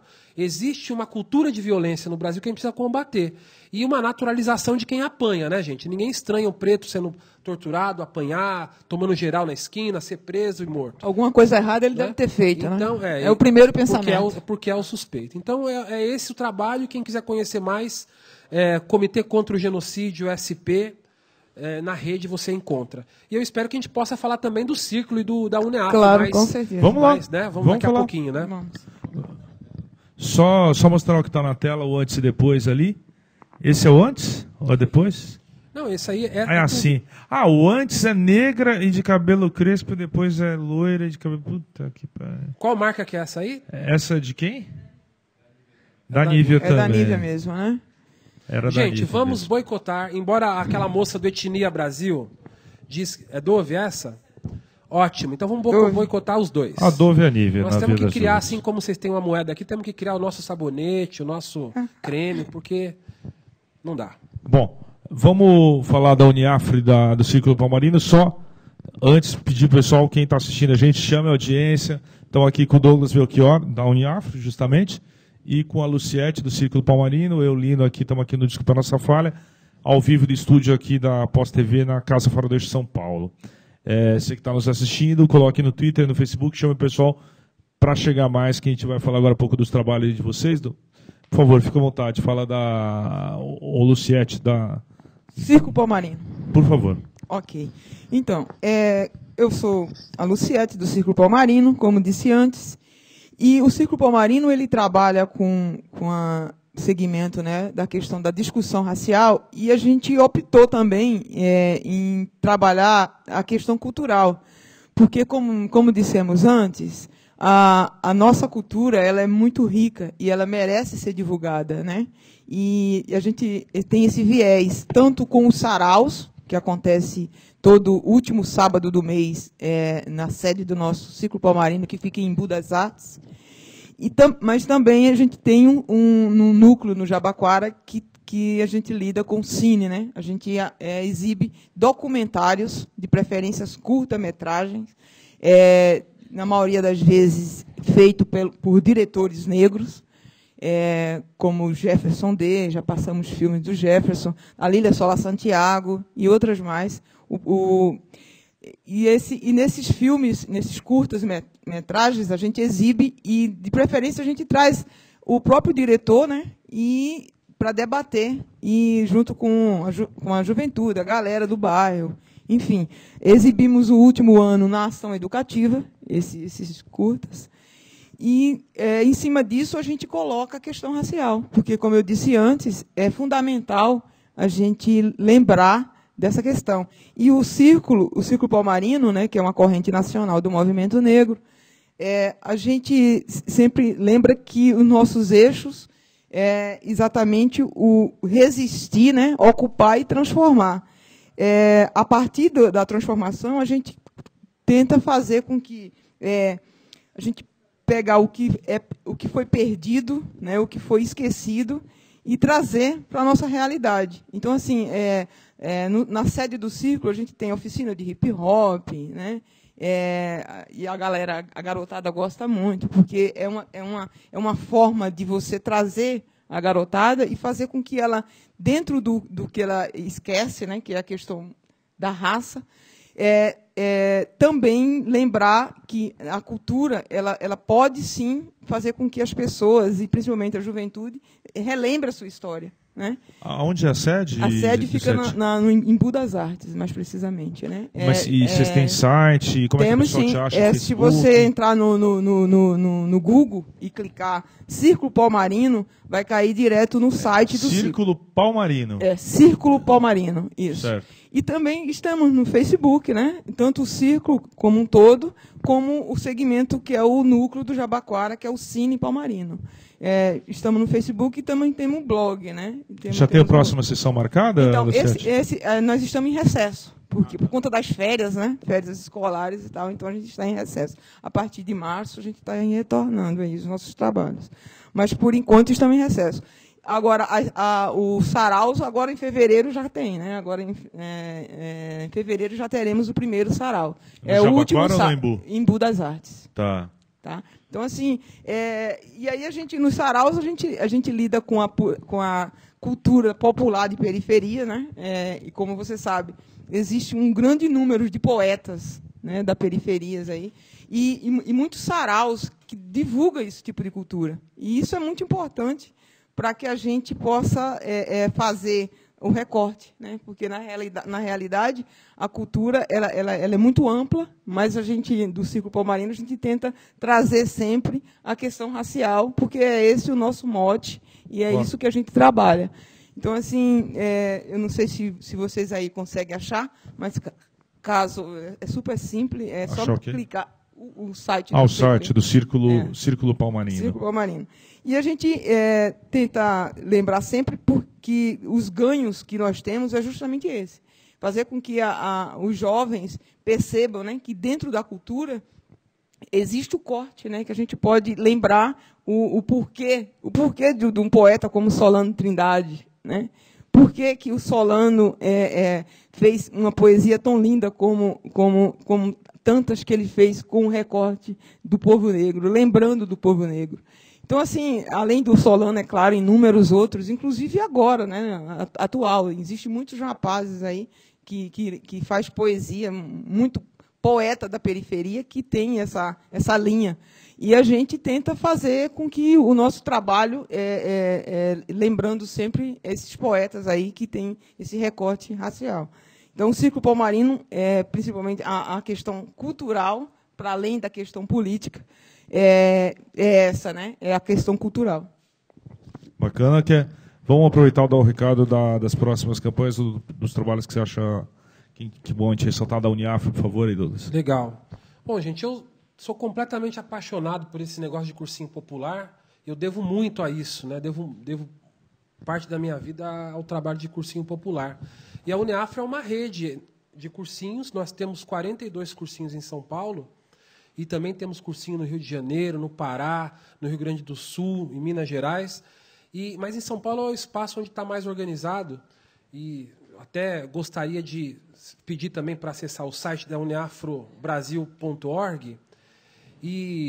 Enquanto a gente está falando, eles vão mostrando por cima da nossa voz na tela. Pode deixar. Legal. E o trabalho todo é voluntário. Então, vocês imaginam, é um trabalho nucleado. Então, aqui em São Paulo, por exemplo, são 14 núcleos na cidade de São Paulo, Zona Leste, Zona Sul, Zona Norte e aqui no centro, e outros tantos pela região metropolitana e interior de São Paulo, com professores voluntários em espaço cedido pela comunidade. Portanto, é um trabalho que tem custo quase zero. Né? Ele só não tem custo zero porque grande parte dos cursinhos funcionam um dia inteiro e precisa alimentar aquela galera que está lá, e também porque nós dependemos de material didático, que é um negócio muito caro. Então, existe no Brasil um movimento de cursinhos populares. A Uniafro é uma rede que tem 42 cursinhos.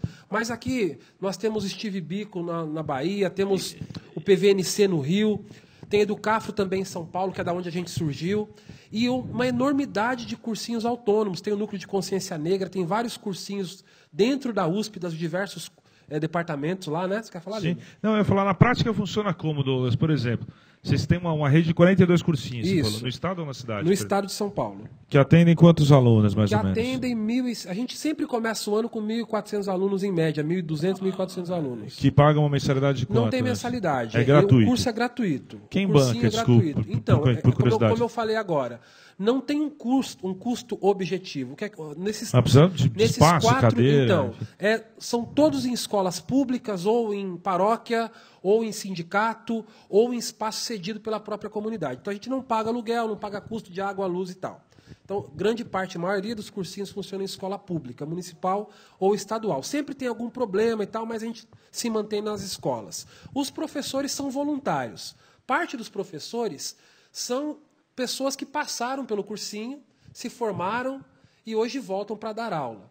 E outra parte são da nossa campanha de captação de professores voluntários, para a qual, inclusive, eu quero usar esse espaço, né, e dizer para todo mundo que está assistindo a gente depende, né? O principal, talvez um elemento dos mais importantes para o nosso trabalho é o professor voluntário. E pode ter certeza, aquele professor que está na rede pública, desgostoso com a sala de aula, com a falta de estrutura, muita gente chega apaixonada, né, Lino? Né, Lucete? Na escola pública, e não consegue fazer as coisas porque a estrutura não deixa, porque o Estado é ruim, porque também a galera não ajuda. No cursinho comunitário é diferente o ambiente, porque o aluno vai porque quer. Então é um ambiente muito propício para a provocação do pensamento, né, para a provocação do debate, inclusive em torno da sociedade. Então eu convido todo mundo a entrar no site. Eu queria depois mostrar. Essa matéria é boa para a gente mostrar? É muito boa. Então essa depois, matéria mostra começo, vídeo meio e fim. Eles vão carregar, a gente Legal, mostra depois legal. quando carregar. E aí, então, para quem está assistindo a gente pede que divulgue isso. Então, talvez hoje a nossa principal demanda é para o professor voluntário. Então, quem entra no nosso site, tem um link lá para ser colaborador, ser professor voluntário, professor solidário. E aí o professor pode escolher um dos núcleos que a gente tem em São Paulo, aonde está mais perto ou mais perto do trabalho. A maior parte dos cursinhos funciona aos sábados, mas tem também cursinhos durante a semana. Quantos professores voluntários vocês têm hoje em dia, mais ou menos? O último balanço que a gente fez eram 340, 350 professores, que a gente tem controle. Como o núcleo tem uma vida muito autônoma também, a gente não consegue centralizar todas as informações. Mas no que a gente conseguiu centralizar no ano passado foram 340 e poucos. E quem quiser participar, chega e se inscreve e pronto. Chega e se inscreve, é um apelo. E é um ambiente muito gostoso para quem quer reencontrar o prazer de fazer educação popular, de fazer um espaço também de troca, é muito legal. E o cursinho é, sobretudo, movimento, né, gente? Então, claro, a gente faz o debate, inclusive o teor político do movimento é discutir acesso à universidade, educação pública gratuita e de qualidade no Brasil.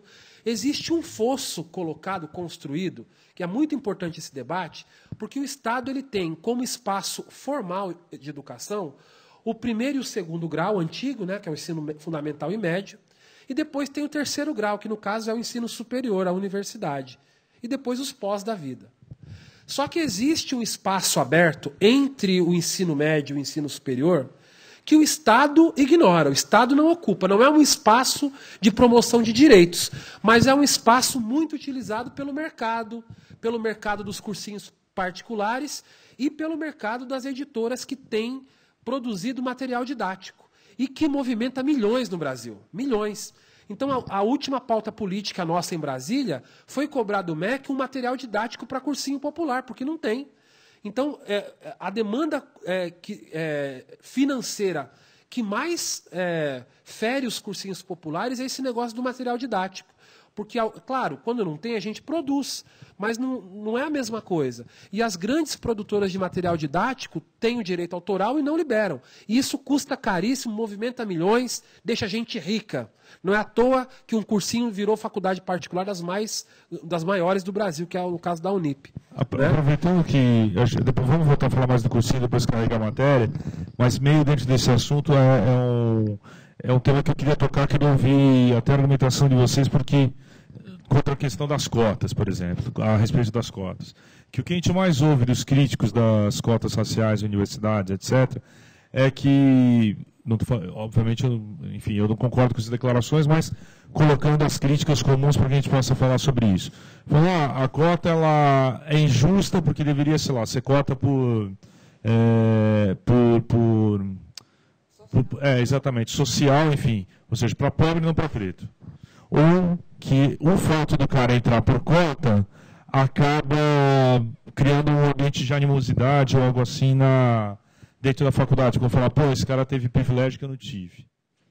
E, por outro lado, outra coisa que também dizem, né, como a questão é autodeclaratória, enfim, um branco se declara negro para poder ter mais facilidade de entrar na faculdade, enfim. Sobre esses aspectos todos, esse tipo de crítica que surge, gostaria do comentário de vocês. Primeiro, cotas é realmente um assunto em que tem aí várias divergências, mas eu queria só começar por uma coisa. Cotas sempre houve, né, principalmente no Brasil, só que cota para branco. Só os brancos podiam entrar na universidade. Então, cota sempre houve. Não é que nasceu, não surgiu ontem, né? Agora, quando se trata desse assunto, além ao meu ver, né, eu enxergo isso, que as cotas sempre foram para as pessoas brancas, os filhos dos fazendeiros, dos donos de engenhos, enfim, né? E para os pobres, não. Então, assim, aí a gente lembra assim, mas não teria que ser cotas sociais e não cotas para o povo preto? Aí é só você voltar um pouquinho e ver nas próprias pesquisas que aí está. Quando você fala em pobre, Quem é a maioria dos pobres no Brasil? É branco, por acaso? Não. Então, assim, é lógico que existem pessoas que moram na favelas que são brancas. É óbvio, eu não estou negando isso, até porque seria uma mentira, eu não estou aqui para isso. Mas a questão é a questão dos números. Então, assim, quantas pessoas moram na favela ou nos bairros mais dos fundões aí da zona sul do Brasil, de São Paulo? Essas pessoas, a maioria delas é o quê? É loira de olho azul? Desculpe, mas não é. Então, assim, a cota social, esse nome aí, é simplesmente um engano. Né? É um engano, não existe isso. Então, assim, primeiro, cota sempre houve, segundo, as cotas não dá para ser social, porque não é real, né? Não é a realidade. E terceiro, e não menos importante, eu acredito que as cotas elas precisam sim ser efetivadas e de forma muito clara, em todas as universidades, de forma geral. É lógico que não eternamente, até porque não faria sentido. Mas diante do quadro em que a gente tem aqui no Brasil, diante do quadro em que as escolas públicas ela se dá, diante da forma como o ensino brasileiro é colocado para as pessoas de baixa renda, que depende do ensino em colégios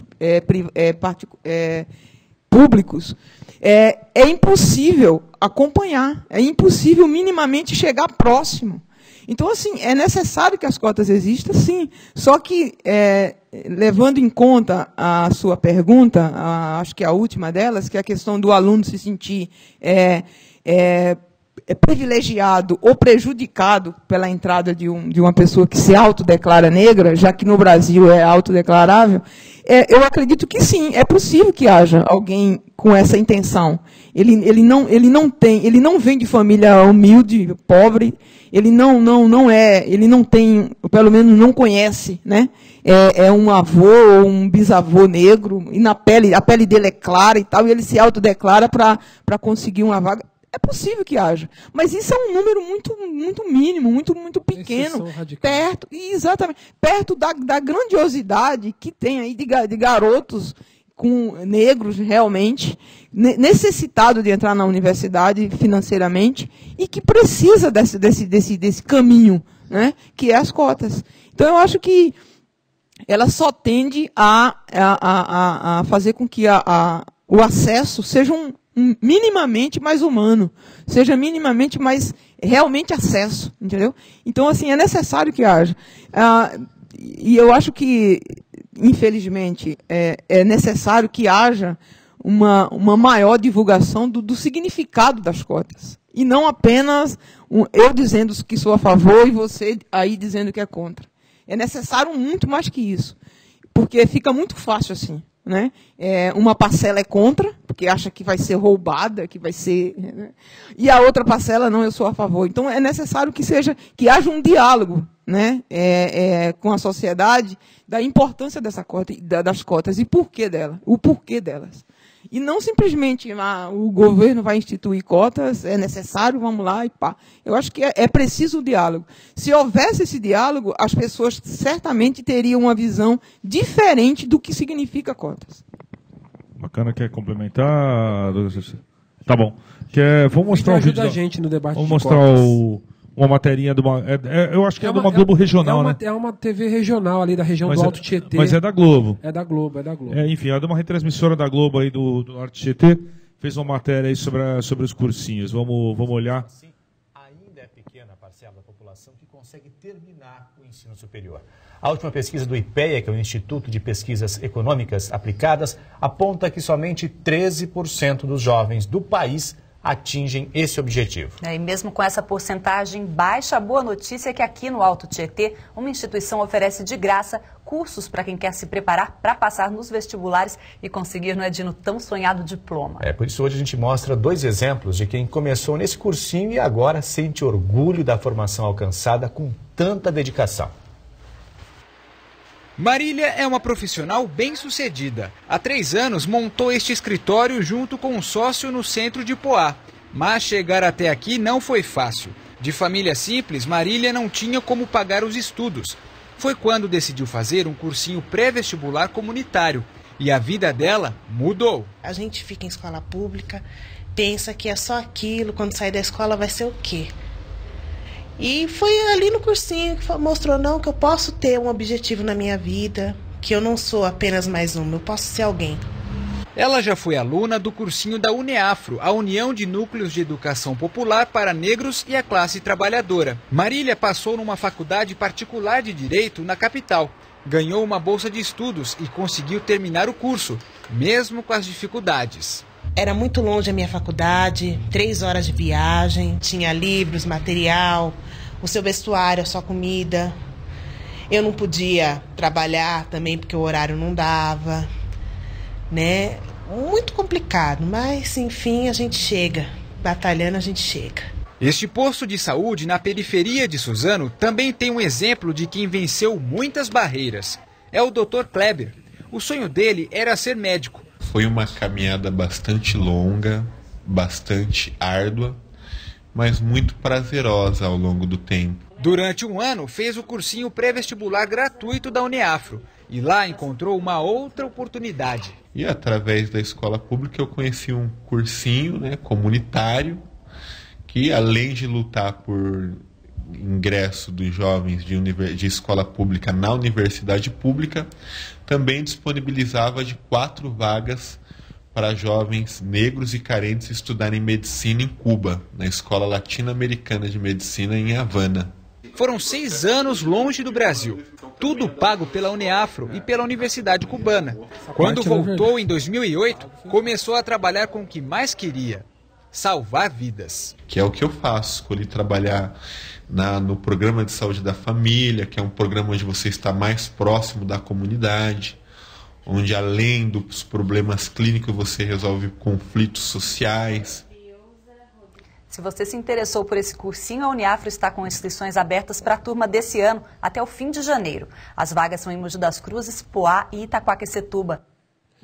Boa. E pelo resto do Brasil afora. Ah, sim. Aqui era uma retransmissora da Globo do Alto Tietê. Aqui a gente agradece pela sessão involuntária aí da matéria. Obrigado. Agora, cara, são histórias assim, né? E fica meio confessional, mas a intenção nem é essa, né? Existe um arcabouço revolucionário nisso aí, né? O Kleber tem no discurso dele uma passagem que eu acho foda. Ele diz assim, ó: fui extraditado no meu país. Fui expulso, eu fui obrigado a sair porque eu queria estudar. E o meu país não me deu chance. Vocês sabem quantos negros entram no curso de medicina da USP por ano? Menos de 1. Sabe que tem um estudo aí, que eu podia depois até arrumar a fonte, mas que se todos os cursos de medicina no Brasil fechassem as portas para brancos e só admitissem pretos, a gente ia empatar o número de médicos negros com brancos daqui 30 anos.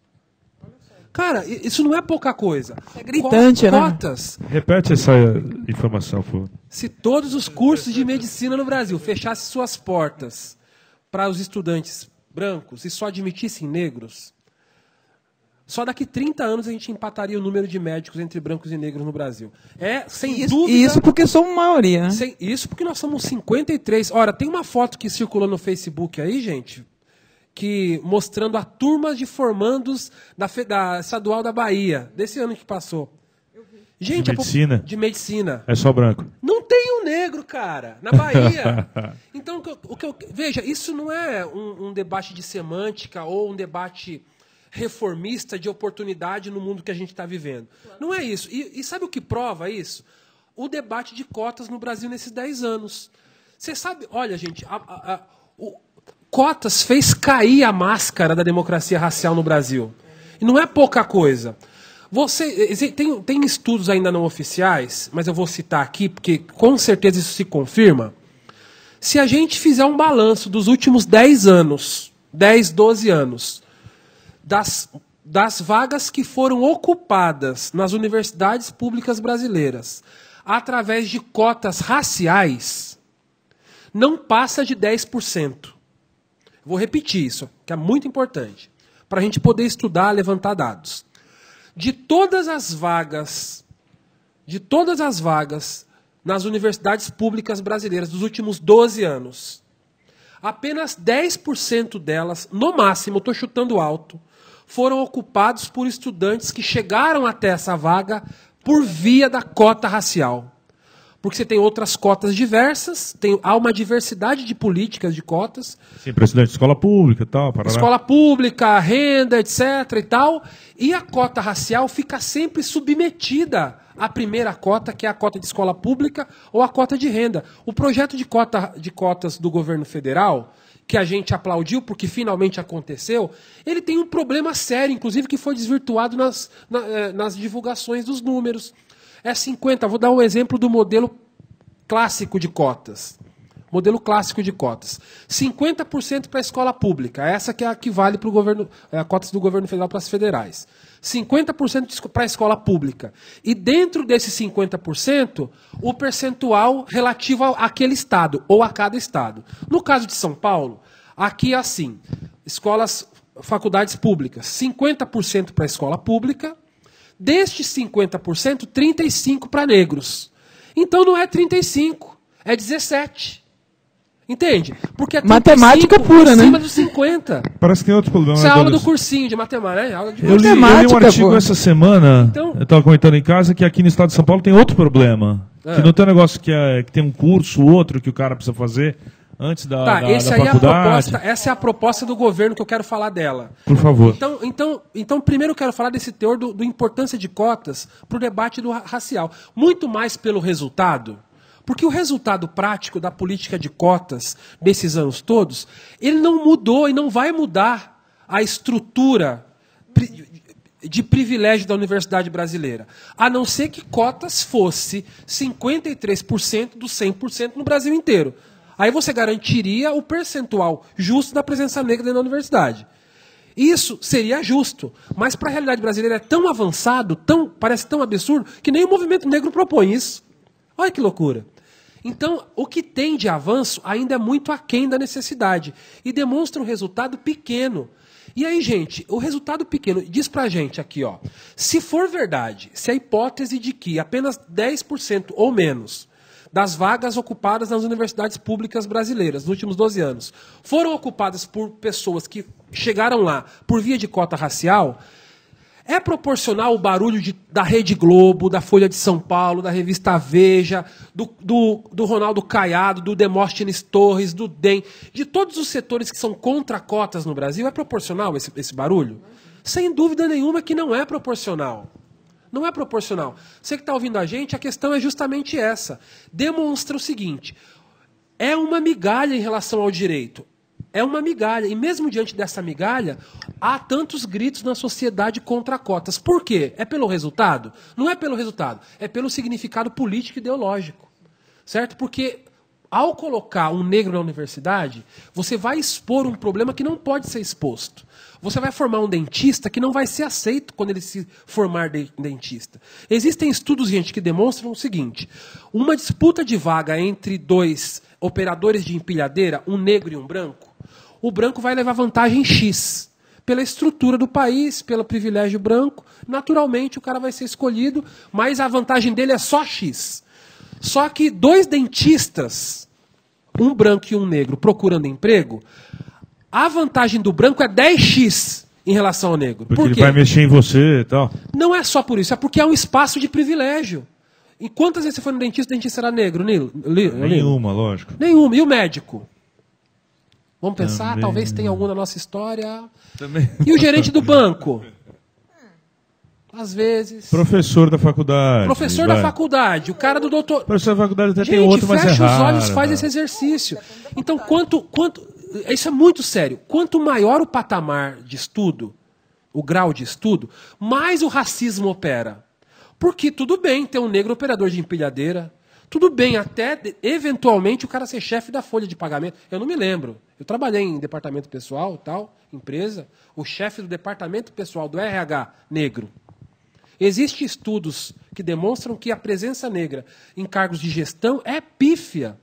Então, o que cota significa? Vai botar a Esther a moça que sofreu o problema do cabelo como estagiária na escola particular de elite, por que ela estava ali?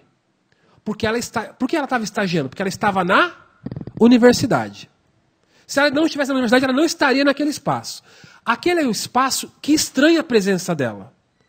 Ao estranhar a presença dela, você vai ter o confronto racista. A mulher vai mandar ela alisar o cabelo. Ela que estudou um pouco, que está na universidade, vai aceitar menos isso do que aceitaria se não tivesse na universidade, se não tivesse empoderada. E essa reação dela de ir para denunciar no jornal é a reação de alguém que tem autoestima, que está empoderada. Então, à medida em que a gente empodera, do ponto de vista educacional, inclusive, o negro aceita menos o racismo. E se o negro passar a não aceitar o racismo, especialmente nesses espaços de poder, o que vai acontecer no Brasil? Vão começar a acontecer conflitos raciais, que é o que se diz para a história que no Brasil não existe. Nunca existiu. Ora, por que não existe conflito racial no Brasil? Ora, porque o racismo mantém os pretos na base da pirâmide social desde sempre, engessados ali, sem sair dali. Agora bota o preto para ser gerente do banco, para ver como é que vai ser na reunião entre todos os gerentes do HSBC, do Bran. Como é que vai ser? Ele vai se sentir bem? Ele vai perceber naquele momento que ele tem estudado, que ele tem ganho dinheiro. E quem ensina isso pra gente não é a escola, é o Racionais que ensina. Ele vai dizer, o que vale, o que importa é a sua origem. Os caras vão olhar para você, o que importa é de onde você veio. Não adianta você ganhar dinheiro. Cara, isso é o racismo no Brasil. O Kamegele Munanga, professor da USP, ele diz... Ele fala, olha, eu sou professor, sou respeitado onde me conhecem. Se eu der um rolê na periferia, eu sou só mais um preto. Os caras não vão pedir RG, não vão perguntar nada para mim, eu sou preto e acabou. O Pelé é o Pelé porque ele é o Pelé. Se ele fosse um cara que não famoso, ele seria mais um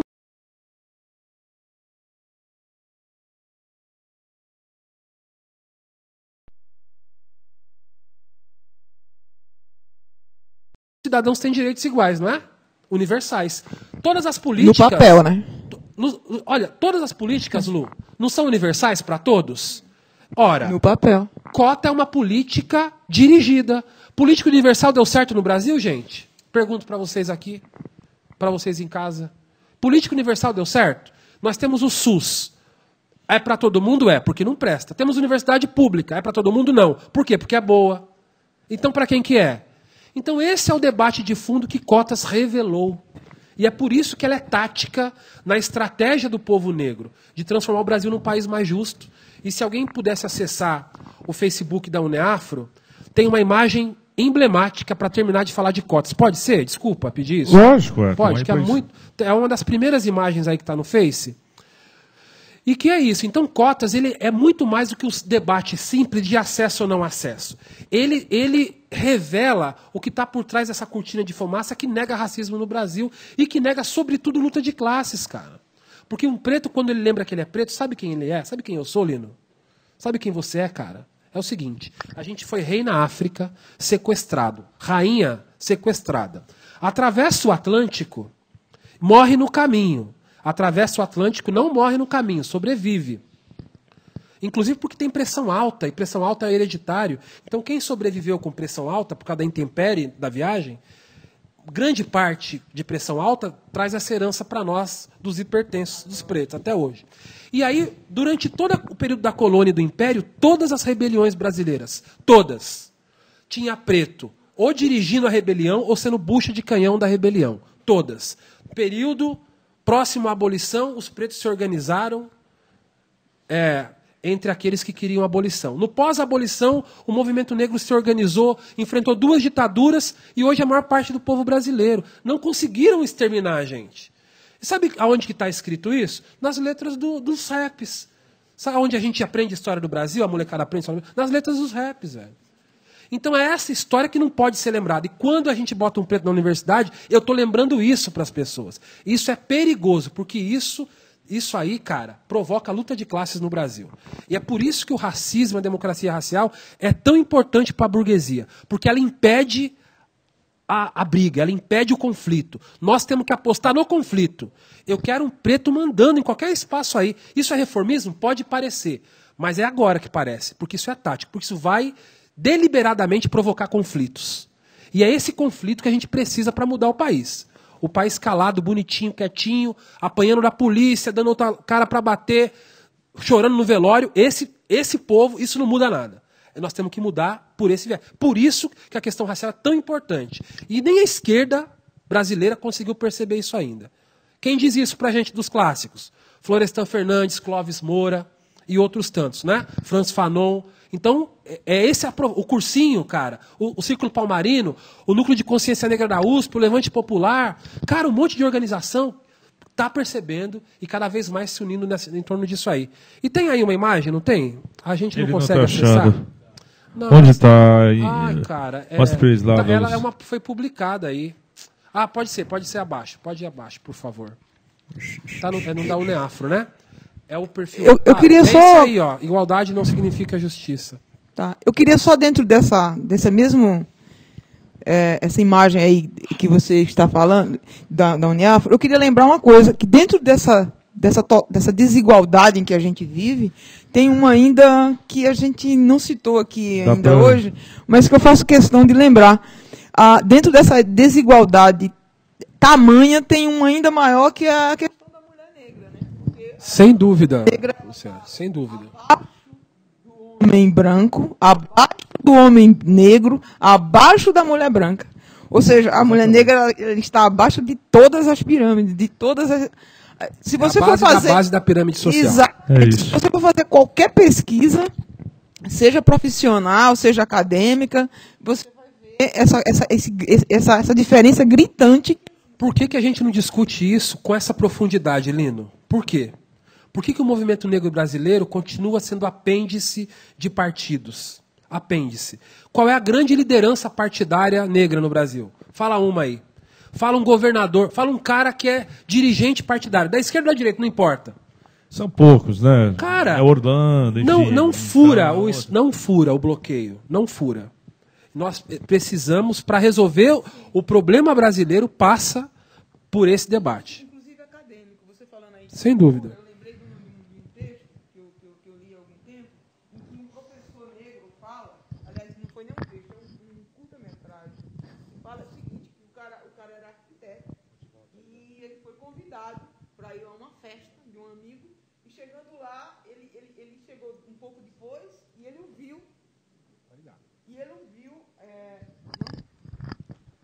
Tava ligado? Tava. Ok. Então, então ele chegou na festa um pouco depois e ele ouviu o amigo que havia convidado ele, explicando para os outros convidados do porquê que tinha convidado ele. Tipo assim, olha, ele é negro, mas ele é um cara muito inteligente, ele trabalha comigo, ele trabalha comigo. Então, assim, ele explicando o porquê da presença dele na festa.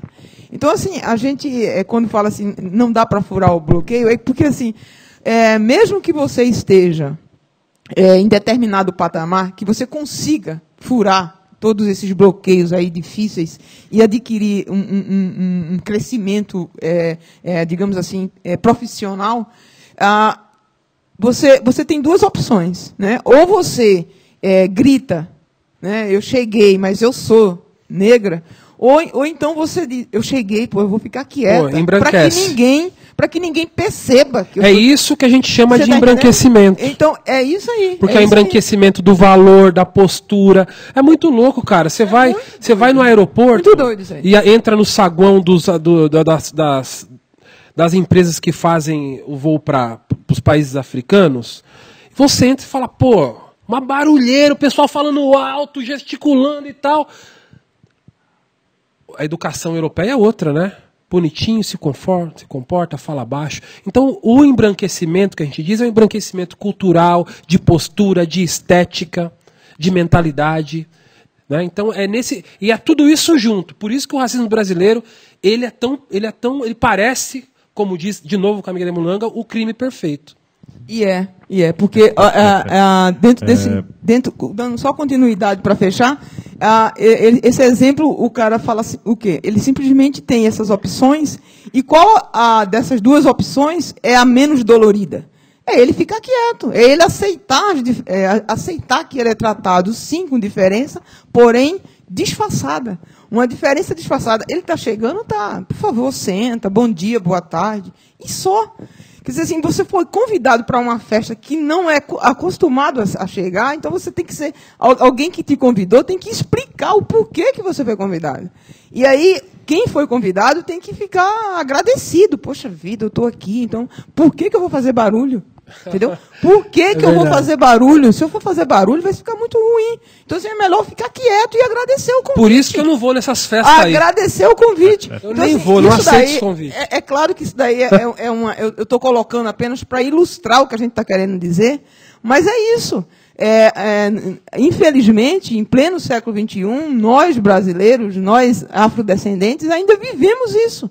E vamos continuar vivendo se a gente não fizer algo. É o que a gente tenta fazer. O Círculo Palmarino, o Neafro e tantos outros grupos aí, e é isso que a gente tenta fazer. É chamar a atenção para isso. Porque é impossível, entendeu? Uma pessoa que conseguiu um patamar diferente na vida, alcançado até, ter que ficar simplesmente... Ou seja, Lu, o dinheiro, o enriquecimento, o empoderamento, por si, ele não resolve o problema racial. Não resolve. Não resolve. O cara continua sendo preto e acabou.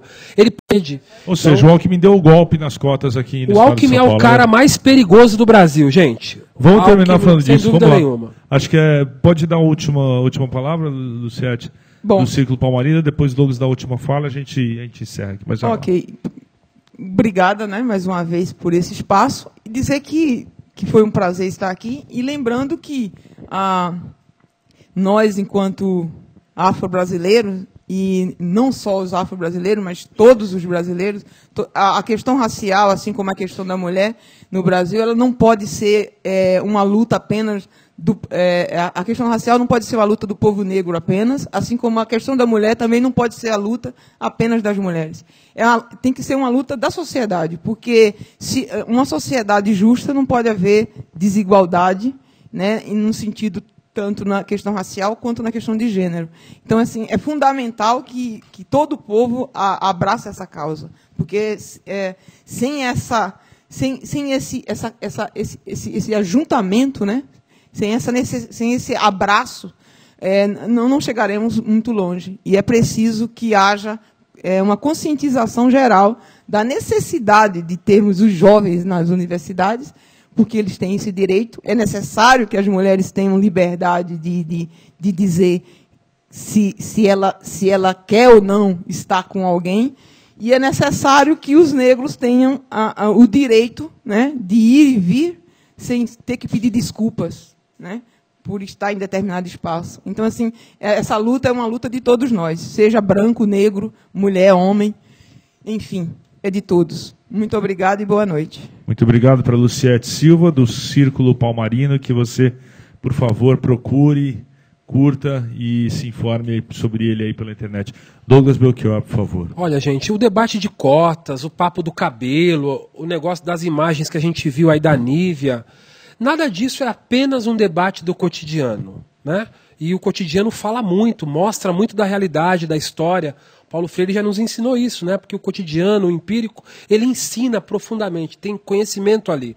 Então, isso tem por trás uma estrutura de poder que está cimentada no Brasil desde que esse país começou a se formar com a presença europeia, não é? E que condena a população originária, depois chamada de Índia, indígena, e a população negra a servir como mão de obra barata, a construir, a fazer o serviço pesado e a não usufruir do ganho e da riqueza que se produziu nesse país. E isso não mudou. A concentração da renda continua, o problema agrário brasileiro remonta às capitanias hereditárias. Você vê a luta pela terra no Brasil, esse problema indígena colocado.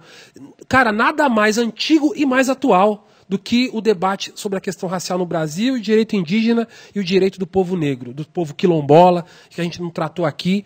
Então, nada disso é apenas um debate de cotidiano. É muito importante a estrutura de desigualdades no país. E é chamando a atenção de nós todos, especialmente as pessoas que se sensibilizam com esse debate, que quem está assistindo em casa não está assistindo por acaso, né? Nós estamos nos encontrando aqui porque existe alguma afinidade, um interesse no debate, e isso já faz de nós companheiros. Então, também procure, né? Procure o Círculo Palmarino, procure a Uneafro, nós temos o nosso site que é uneafrobrasil.org, o trabalho de cursinhos populares que eu não terminei de falar, mas a gente precisa muito da ajuda da galera para organizar novos núcleos, inclusive. O cursinho depende da iniciativa da comunidade. Então, se você juntar 5 pessoas aí na comunidade, aí você conversa com o dono da padaria, conversa com o padre, com o pastor, junta a galera, conhece os professores, convida para dar aula, consegue um lugar na comunidade para poder fazer a sala de aula, pronto, virou um cursinho. E as pessoas vão se encontrar todo final de semana para aprender matemática, química, física, porque precisa passar na prova, mas também para debater a realidade do Brasil, debater o problema da mulher, da violência contra a mulher, o problema da violência contra os homossexuais, da homofobia no Brasil, que é um negócio gritante. Quem está em escola pública sabe o quanto o nosso imaginário é contaminado pelos preconceitos diversos, e aí dá o nome de bullying, mas não é, pô, isso é opressão de classe, é opressão de gênero, opressão da orientação sexual e opressão de raças, né, da questão do racismo. Então, eu agradeço demais a oportunidade, e a gente faz esse debate aonde a gente é convidado, viu? Então, quer levar para a escola pública, a gente vai, quer levar na universidade, a gente vai, a Luciete, o Juninho, o pessoal do Círculo, do Levante, do Comitê, da UNEAFRO, estamos todo mundo aberto aí para continuar fazendo esse debate na sociedade. Muito obrigado, galera. Obrigado aí ao Douglas Belchior, da UNEAFRO, e a gente vai encerrando aqui mais um Desculpa a Nossa Falha. Se eu falar, bom, estamos aqui fazendo a nossa parte. Douglas, por coincidência, estava ontem lá, aqui também em outro debate, para você ver, Douglas, juntando audiência ontem e hoje, você falou com mais de 1.000 pessoas, só de quem a gente conseguiu contar, que é tudo multiplicador de ideia, etc. Enfim, o famoso Tamo Junto funciona na prática aqui, né? Como usando a fala ontem do Lúcio França, quando ele terminou, que falou que ele fez um elogio à Pós-TV muito bacana, aí, falando que é lugar onde dá pra gente falar o que a gente pensa e tudo mais. E daí remete... Eu lembrei na hora que você falou também do Solano Trindade, que tem aquela frase dele lá, né, de que uma andorinha só não faz verão, mas ela pode acordar o bando inteiro, né? Então, vamos tentando, se a gente segue tentando acordar aí. Obrigado a todos vocês que ficaram acordados até agora. E obrigado ao Eduardo Porto, ao Atas, ao Filipe, o Carioca, esqueci o nome, perdão. A Carol, o Pira, o Boluco, todo mundo que está aí na técnica, fazendo a Pós-TV acontecer. Quinta-feira que vem tem mais. É isso, obrigado. Boa noite.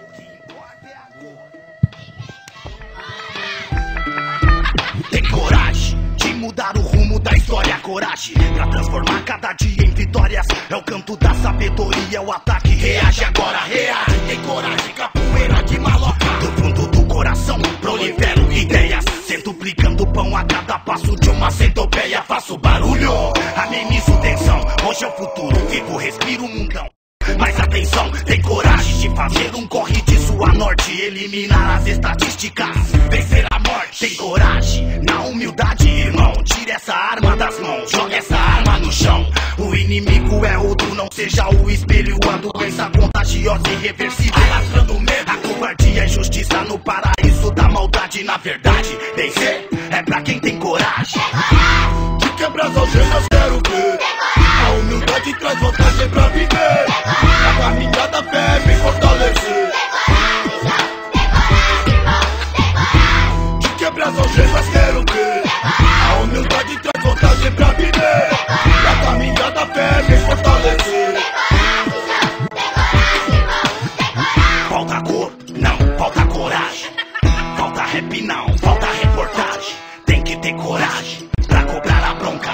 Tem que ter talento e ser ligeiro pra colar com a banca dos guerreiros organizados. Diz o aviso luminoso, coragem é pra cabra macho, mas acha que o ventre da mulher terra supera. Coragem pra gerar herdeiros, frutos dessa eterna guerra. Irmãos, coragem dará continuidade. Matrix grita padrão capeta, sociedade. Coragem pra lutar com os dragão, nada com os tubarão. Pulverizar tamanduá, afastar os rufião. Então que rufem os tambores da verdade.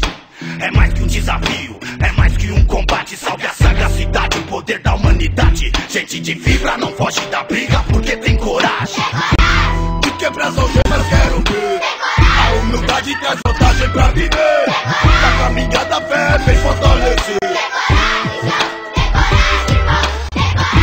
De quebrar as algemas, quero ver. A humildade traz vantagem pra viver. A caminhada fé vem fortalecer. Tem coragem pra construir um castelo. Coragem pra coçar o parabelo, pisar no verde amarelo do genocídio.